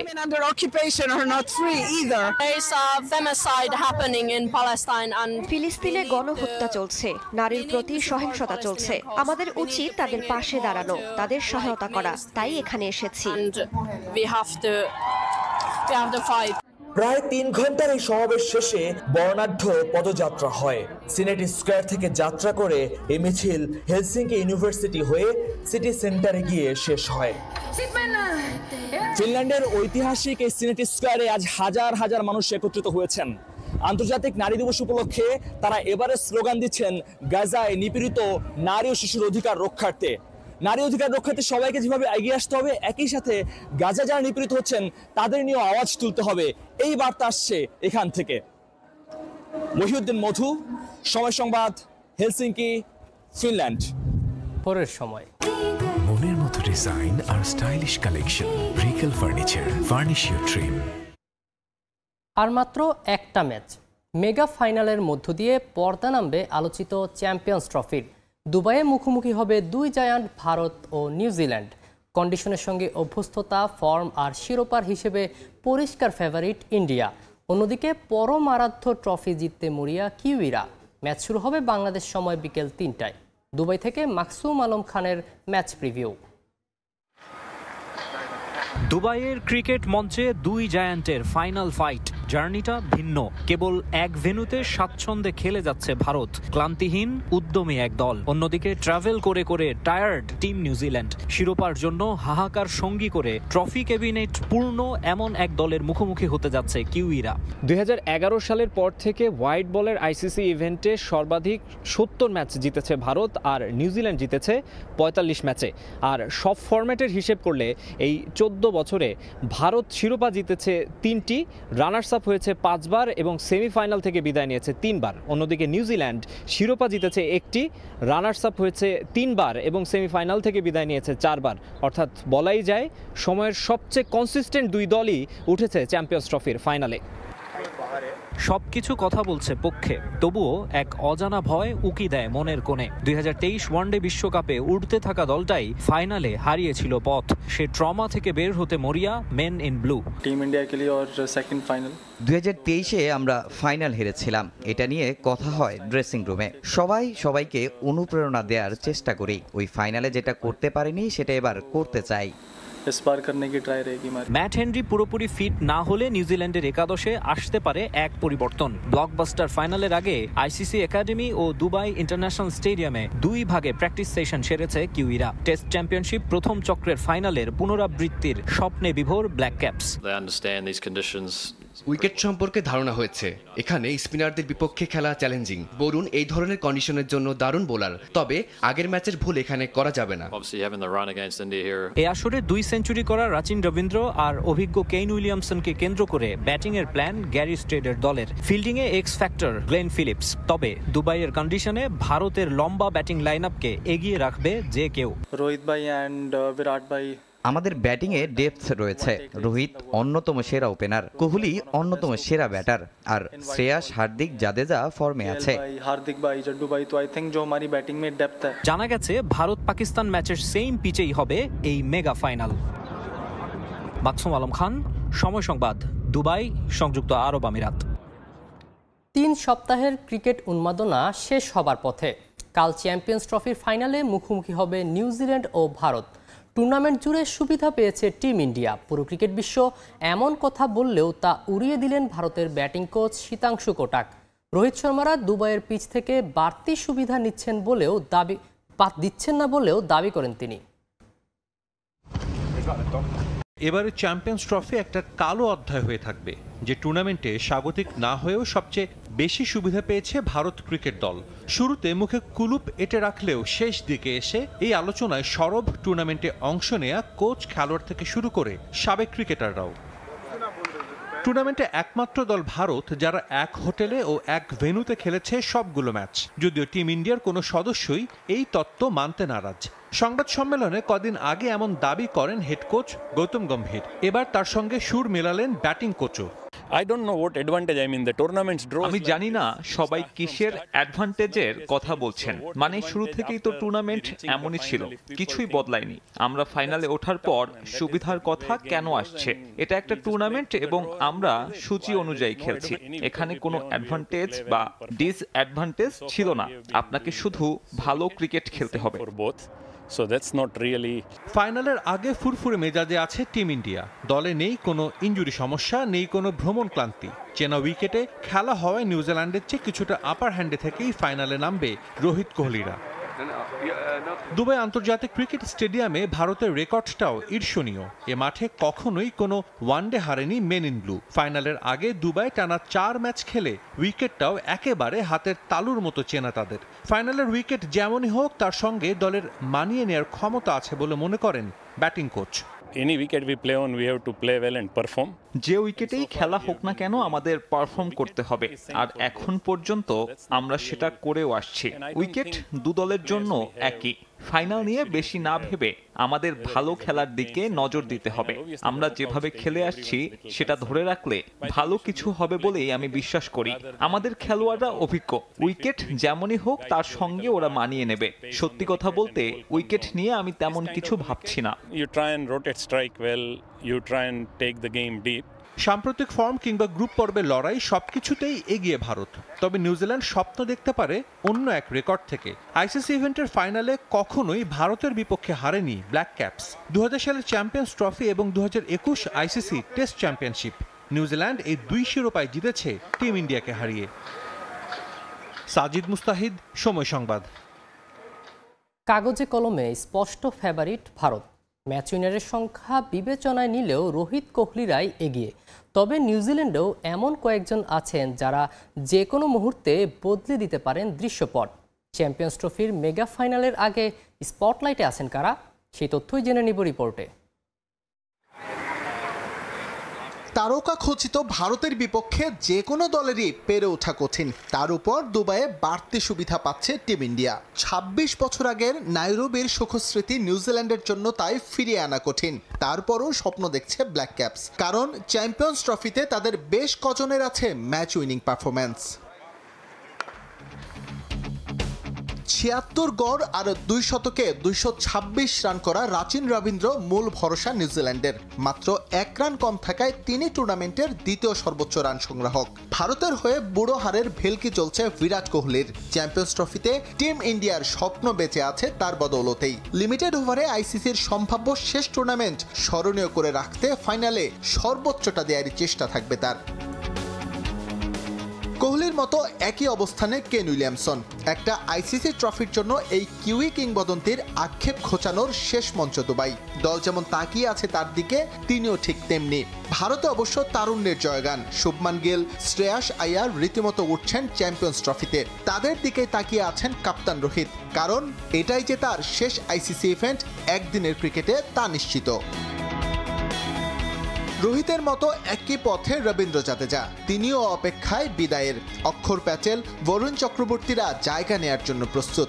চ্যাম্পিয়ন্স ট্রফিতে ভারতের আরও একটি শিরোপা জয়ের সম্ভাবনা উজ্জ্বল করেছেন তারা। তবে ভুলে গেলে চলবে না, ম্যাট হেনরি মূর্তিমান আতঙ্ক হয়ে উঠতে পারেন টিম ইন্ডিয়ার জন্য। এবারের আসরে তার স্ট্যাটিস্টিক্স বার্তা দিচ্ছে এমন কিছুই। গোনায় ধরতে হবে মোহাম্মদ শামিকেও। তার আগুনে বোলিংয়ে বুমরার অভাব টের পাচ্ছে না ভারত। ম্যাচ উইনিং পারফর্মার আছে দু দলেই, তবে খেয়াল রাখতে হবে উইকেটে। দুবাইয়ে পেসারদের চেয়ে সুবিধা পাবেন স্পিনাররা। স্লো উইকেটে বাজি ধরার মতো ক্যারেক্টার আছে দু দলেই। এসএম ইকবাল, সময় সংবাদ। টি-20 বিশ্বকাপের পর আরও এক শিরোপার অপেক্ষায় ভারতীয় সমর্থকরা। নিউজিল্যান্ড শক্তিশালী প্রতিপক্ষ হলেও রোহিত কোহলিদের উপর পূর্ণ আস্থা রাখছেন ভক্তরা। স্পিন দিয়ে কিউইদের ঘায়েল করবে টিম ইন্ডিয়া, আশা তাদের। দুবাই থেকে মাকসুম আলম খানের রিপোর্ট। জার্সিতে বিরাট কোহলির একটা অটোগ্রাফ পাওয়া ওদের কাছে আকাশের চাঁদ পাওয়ার মতো।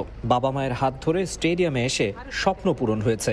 আশা ফাইনালে ফেভারিট প্লেয়ার আরেকটা সেঞ্চুরি উপহার দেবেন। Virat Kohli, I feel so happy. He's been my idol for a long time right now. This made me also emotional. I've been waiting here for a long time. We missed out yesterday, but now, like since I got this, I'm the happiest person in the world currently. I'm one fan of Virat Kohli, but mostly MS Dhoni. I'm happy to get his signature. সংযুক্ত আরব আমিরাতে ভারতীয়দের আধিক্য। এমনিতে যেখানেই খেলা হোক, cricket প্রেমী এই জাতির প্রতিনিধিত্ব দেখা যায় স্টেডিয়ামে। তাই দুবাইয়ে বিগ ম্যাচ মাঠে গড়ানোর 24 ঘন্টা আগেই দর্শকদের আনাগোনা। টি-20 বিশ্বকাপের পর আরও একটা শিরোপা নিয়ে উল্লাসের অপেক্ষায় সবাই। New-Zealand is the only team that can defeat India in the final. Semi-final 2019, New Zealand had defeated us. So it is going to be a very tough competition for India. I don't think so. We are nervous because we know India team. They already beat Australians. So we are so happy. Now just one more game for us to win. I'm sure the boys will do that. Rohit শর্মার অবসর issue নিয়ে আলোচনা cricket বিশ্বে, ফ্যানরাও শামিল সে আলোচনায়। I'm expecting this time it will be Rohit Sharma's dream to get the trophy back to India. I think if you see right, like all the ICC tournaments, India is the one card or one team that's consistently. ভারতের মতো fan base নেই নিউজিল্যান্ডের। সমর্থন না পেলেও সমীহ আদায় করে নিয়েছে কিউইরা। নিশ্চিতভাবেই ফাইনাল ম্যাচে স্টেডিয়ামের সামনের এই রাস্তাগুলোতে থাকবে উপচে পড়া ভিড় এবং সেখানে থাকবে নীল রঙের একচ্ছত্র আধিপত্য। তবে 2023 ওয়ানডে বিশ্বকাপ ফাইনালের মতো চুপ করে হতাশা নিয়ে মাঠ ছাড়তে চান না কেউই।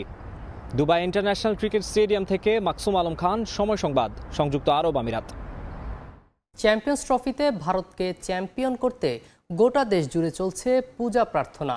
ভারতীয়দের বিশ্বাস, এমনটা করলে ফাইনালে আধ্যাত্মিক সুবিধা পাবে রোহিত শর্মার দল।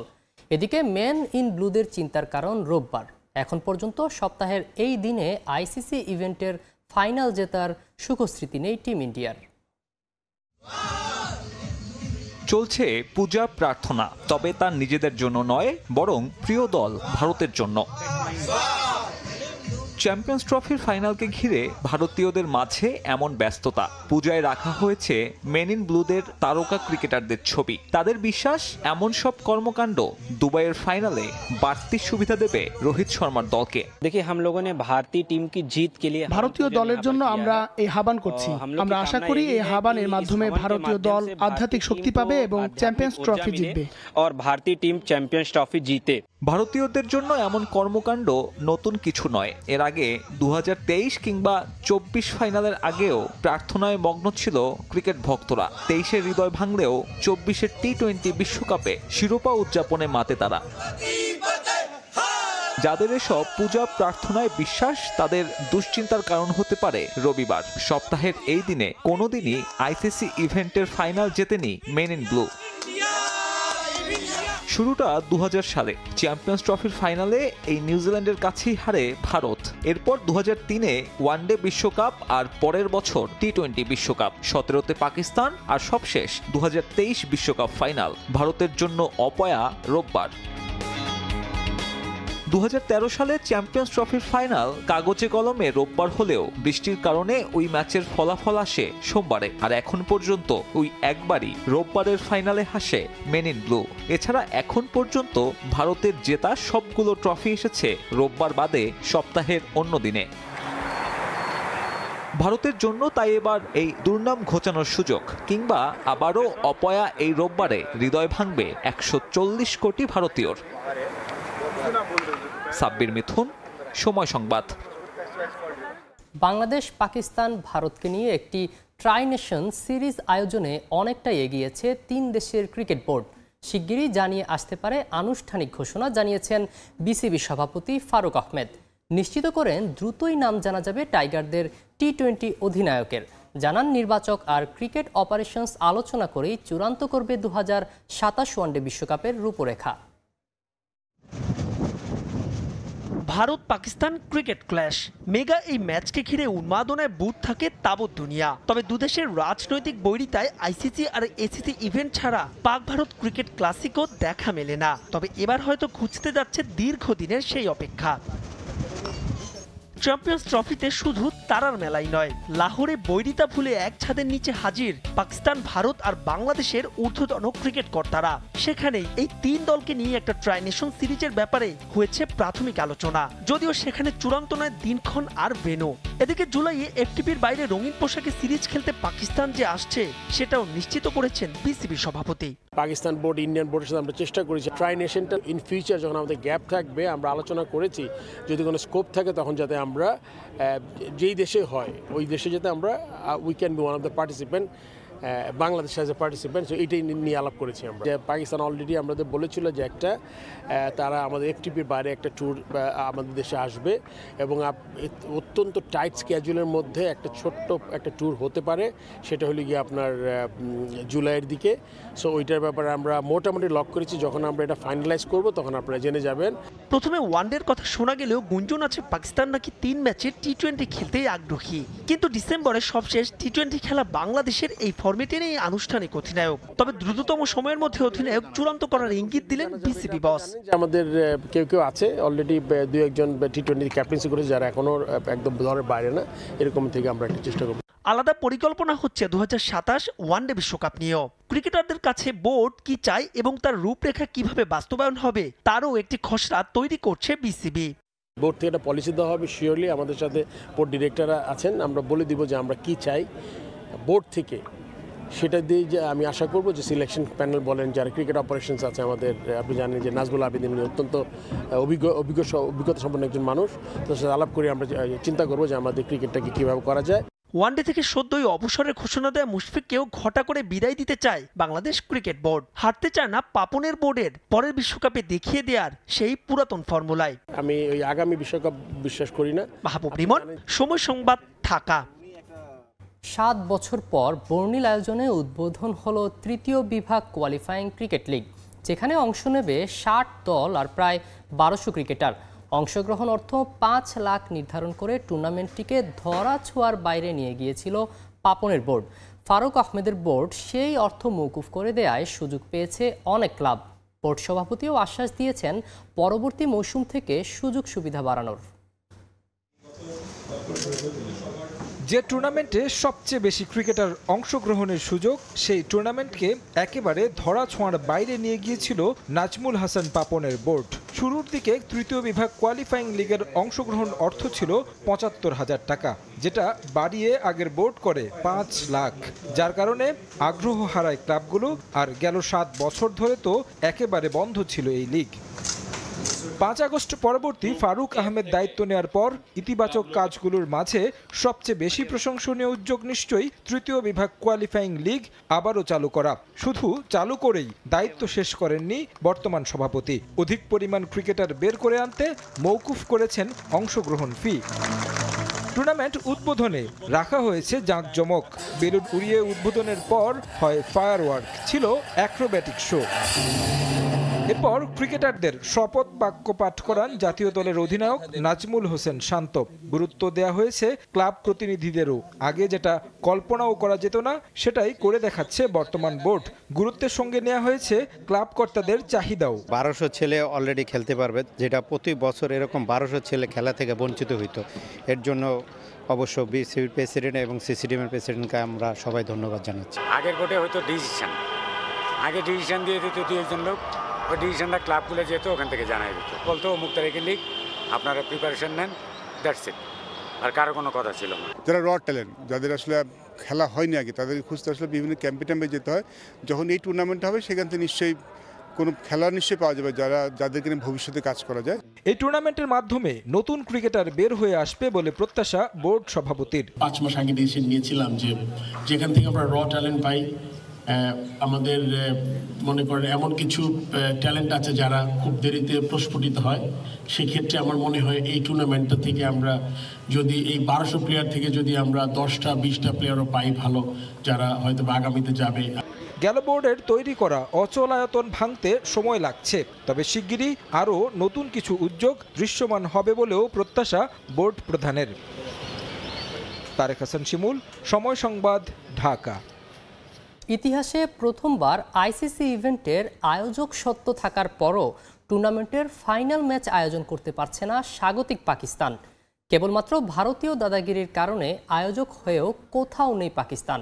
এ নিয়ে নিজেদের মধ্যে ক্ষোভ থাকলেও বিষয়টি নিয়ে আপাতত কোনো মন্তব্য করতে নারাজ পিসিবি। ভবিষ্যতে কোনো ইভেন্টে যেন এমনটা না হয় সেই দাবিটাই তারা করছেন আইসিসির কাছে। পাকিস্তান থেকে নিহয়ন মোহাইমিনের রিপোর্ট। 1280 কোটি পাকিস্তানি রুপি, এই বিশাল অঙ্কের টাকা খরচ হয়েছে চ্যাম্পিয়ন্স ট্রফি আয়োজনের আগে নিজেদের ভেন্যু সংস্কারে।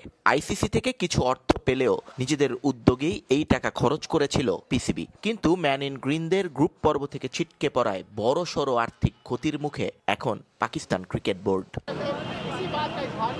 এবারের চ্যাম্পিয়ন্স ট্রফির ভারত ম্যাচগুলো ছাড়া বাকি সব ম্যাচের আয়োজক ছিল পাকিস্তান। করাচি, রাওয়ালপিন্ডি এবং লাহোরে হয়েছে সে ম্যাচগুলো। কিন্তু নিজেদের দেশ ভালো না করায় কোনো ভেন্যুতেই দর্শক আগ্রহ ছিল না সেরকম, যে কারণে টিকিট বিক্রির লাভটাও আহামরি কোনো অঙ্কের হয়নি পাকিস্তান ক্রিকেট বোর্ডের।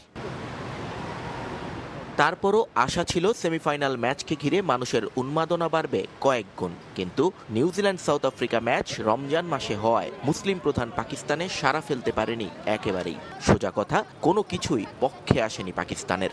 একমাত্র নিরাপত্তা ব্যবস্থা নিয়ে কোনো প্রশ্ন তোলার জায়গা না রেখে সবার বাহবা কুড়িয়েছে পিসিবি। ভারতের কারণে এত সমস্যায় পড়তে হলেও সেই বিসিসিআই কর্তাদের সঙ্গে অবশ্য সুসম্পর্ক পিসিবির। বিসিসিআই ভাইস প্রেসিডেন্ট পরিবার সমেত লাহোর সফর করে গেছেন। ম্যাচ দেখার পাশাপাশি লাহোর ফোর্টেও ঘুরতে গিয়েছিলেন রাজীব শুক্লা। সেখানে তার সম্মানে বিশেষ আয়োজনও করেছিল পিসিবি। যদিও এ সুসম্পর্কের আড়ালেও নিজেদের হতাশা এবং ক্ষোভ চাপা দিতে পারেননি পিসিবি কর্তারা। ভারতের কারণেই যে স্বাগতিক হয়েও ফাইনাল ম্যাচ আয়োজন করতে পারছেন না তারা, এ বিষয়ে তাদের হতাশা দৃশ্যমান। ইতোমধ্যে গণমাধ্যমে খবর, আর্থিক ক্ষতির বিষয়ে আইসিসির সঙ্গে কথা বলবেন মহসিন নাকভি। পিসিবির দাবি, ভবিষ্যতে আর কোনো টুর্নামেন্টে যেন একটি দেশের জন্য এমন সমস্যায় পড়তে না হয় অন্য দলগুলোকে। সবার জন্য একই নিরাপত্তা ব্যবস্থা, অনুশীলন সুবিধা এবং ট্রাভেল আইন চাইবে পাকিস্তান ক্রিকেট বোর্ড। আইসিসির সঙ্গে ভারত পাকিস্তান চুক্তির আওতায় আগামী 2026 টি-20 বিশ্বকাপ খেলতে ভারত যাবে না পাকিস্তান। ম্যান ইন গ্রিনদের ম্যাচগুলো হবে শ্রীলঙ্কায়। নারী বিশ্বকাপেও ভারতে দল পাঠাবে না পাকিস্তান। এখন দেখার বিষয়, চ্যাম্পিয়ন্স ট্রফির এই নেতিবাচক পরিস্থিতি থেকে কি শিক্ষা নেয় বিশ্ব ক্রিকেটের নিয়ন্ত্রক সংস্থা। নিয়ন মোহাইমিন, সময় সংবাদ, লাহোর, পাকিস্তান। এ পর্যায়ে শীর্ষ সংবাদগুলো জানিয়ে দিচ্ছি আরেকবার। নারীর প্রতি সহিংসতা নতুন বাংলাদেশের পথে অন্তরায়, প্রধান উপদেষ্টার উদ্বেগ। পতিত স্বৈরাচারীদের ষড়যন্ত্র রুখতে যুদ্ধ পরিস্থিতির মতো সতর্ক থাকার তাগিদ। ময়লা দুর্গন্ধ পানিতে অত্র এলাকা সয়লাভ। একটা মা ডেলিভারির অবস্থা থাকে, তাদেরকে নিয়ে যেতে আমাদের খুব কষ্ট হচ্ছে। আমাদের উত্তরখান দক্ষিণখানবাসীর ভোগান্তির কোনো শেষ নেই। 9 বছরে উন্নয়নের ছোঁয়া লাগেনি রাজধানীর উত্তর ও দক্ষিণখানে। মশার উপদ্রব, ময়লা পানি, গ্যাস সংকট সহ নানা ভোগান্তি। অপেক্ষা করতে হবে আরও 5 বছর বলছে কর্তৃপক্ষ। দাবির মুখে ড্যাব সংশোধনের উদ্যোগ রাজুকের, বাড়িয়ে দেয়া হচ্ছে ফ্ল্যাটের সংখ্যা, লাভবান হবেন আবাসন ব্যবসায়ীরা, ঝুঁকিতে পড়বে রাজধানী, মত নগর পরিকল্পনাবিদদের। এবং মেগা ফাইনালের মধ্য দিয়ে আজ পর্দা নামছে চ্যাম্পিয়ন্স ট্রফির। ভারত ফেভারিট হলেও দ্বিতীয় শিরোপায় চোখ নিউজিল্যান্ডের, বাড়তি সুবিধার কথা মানতে নারাজ কোহলিরা।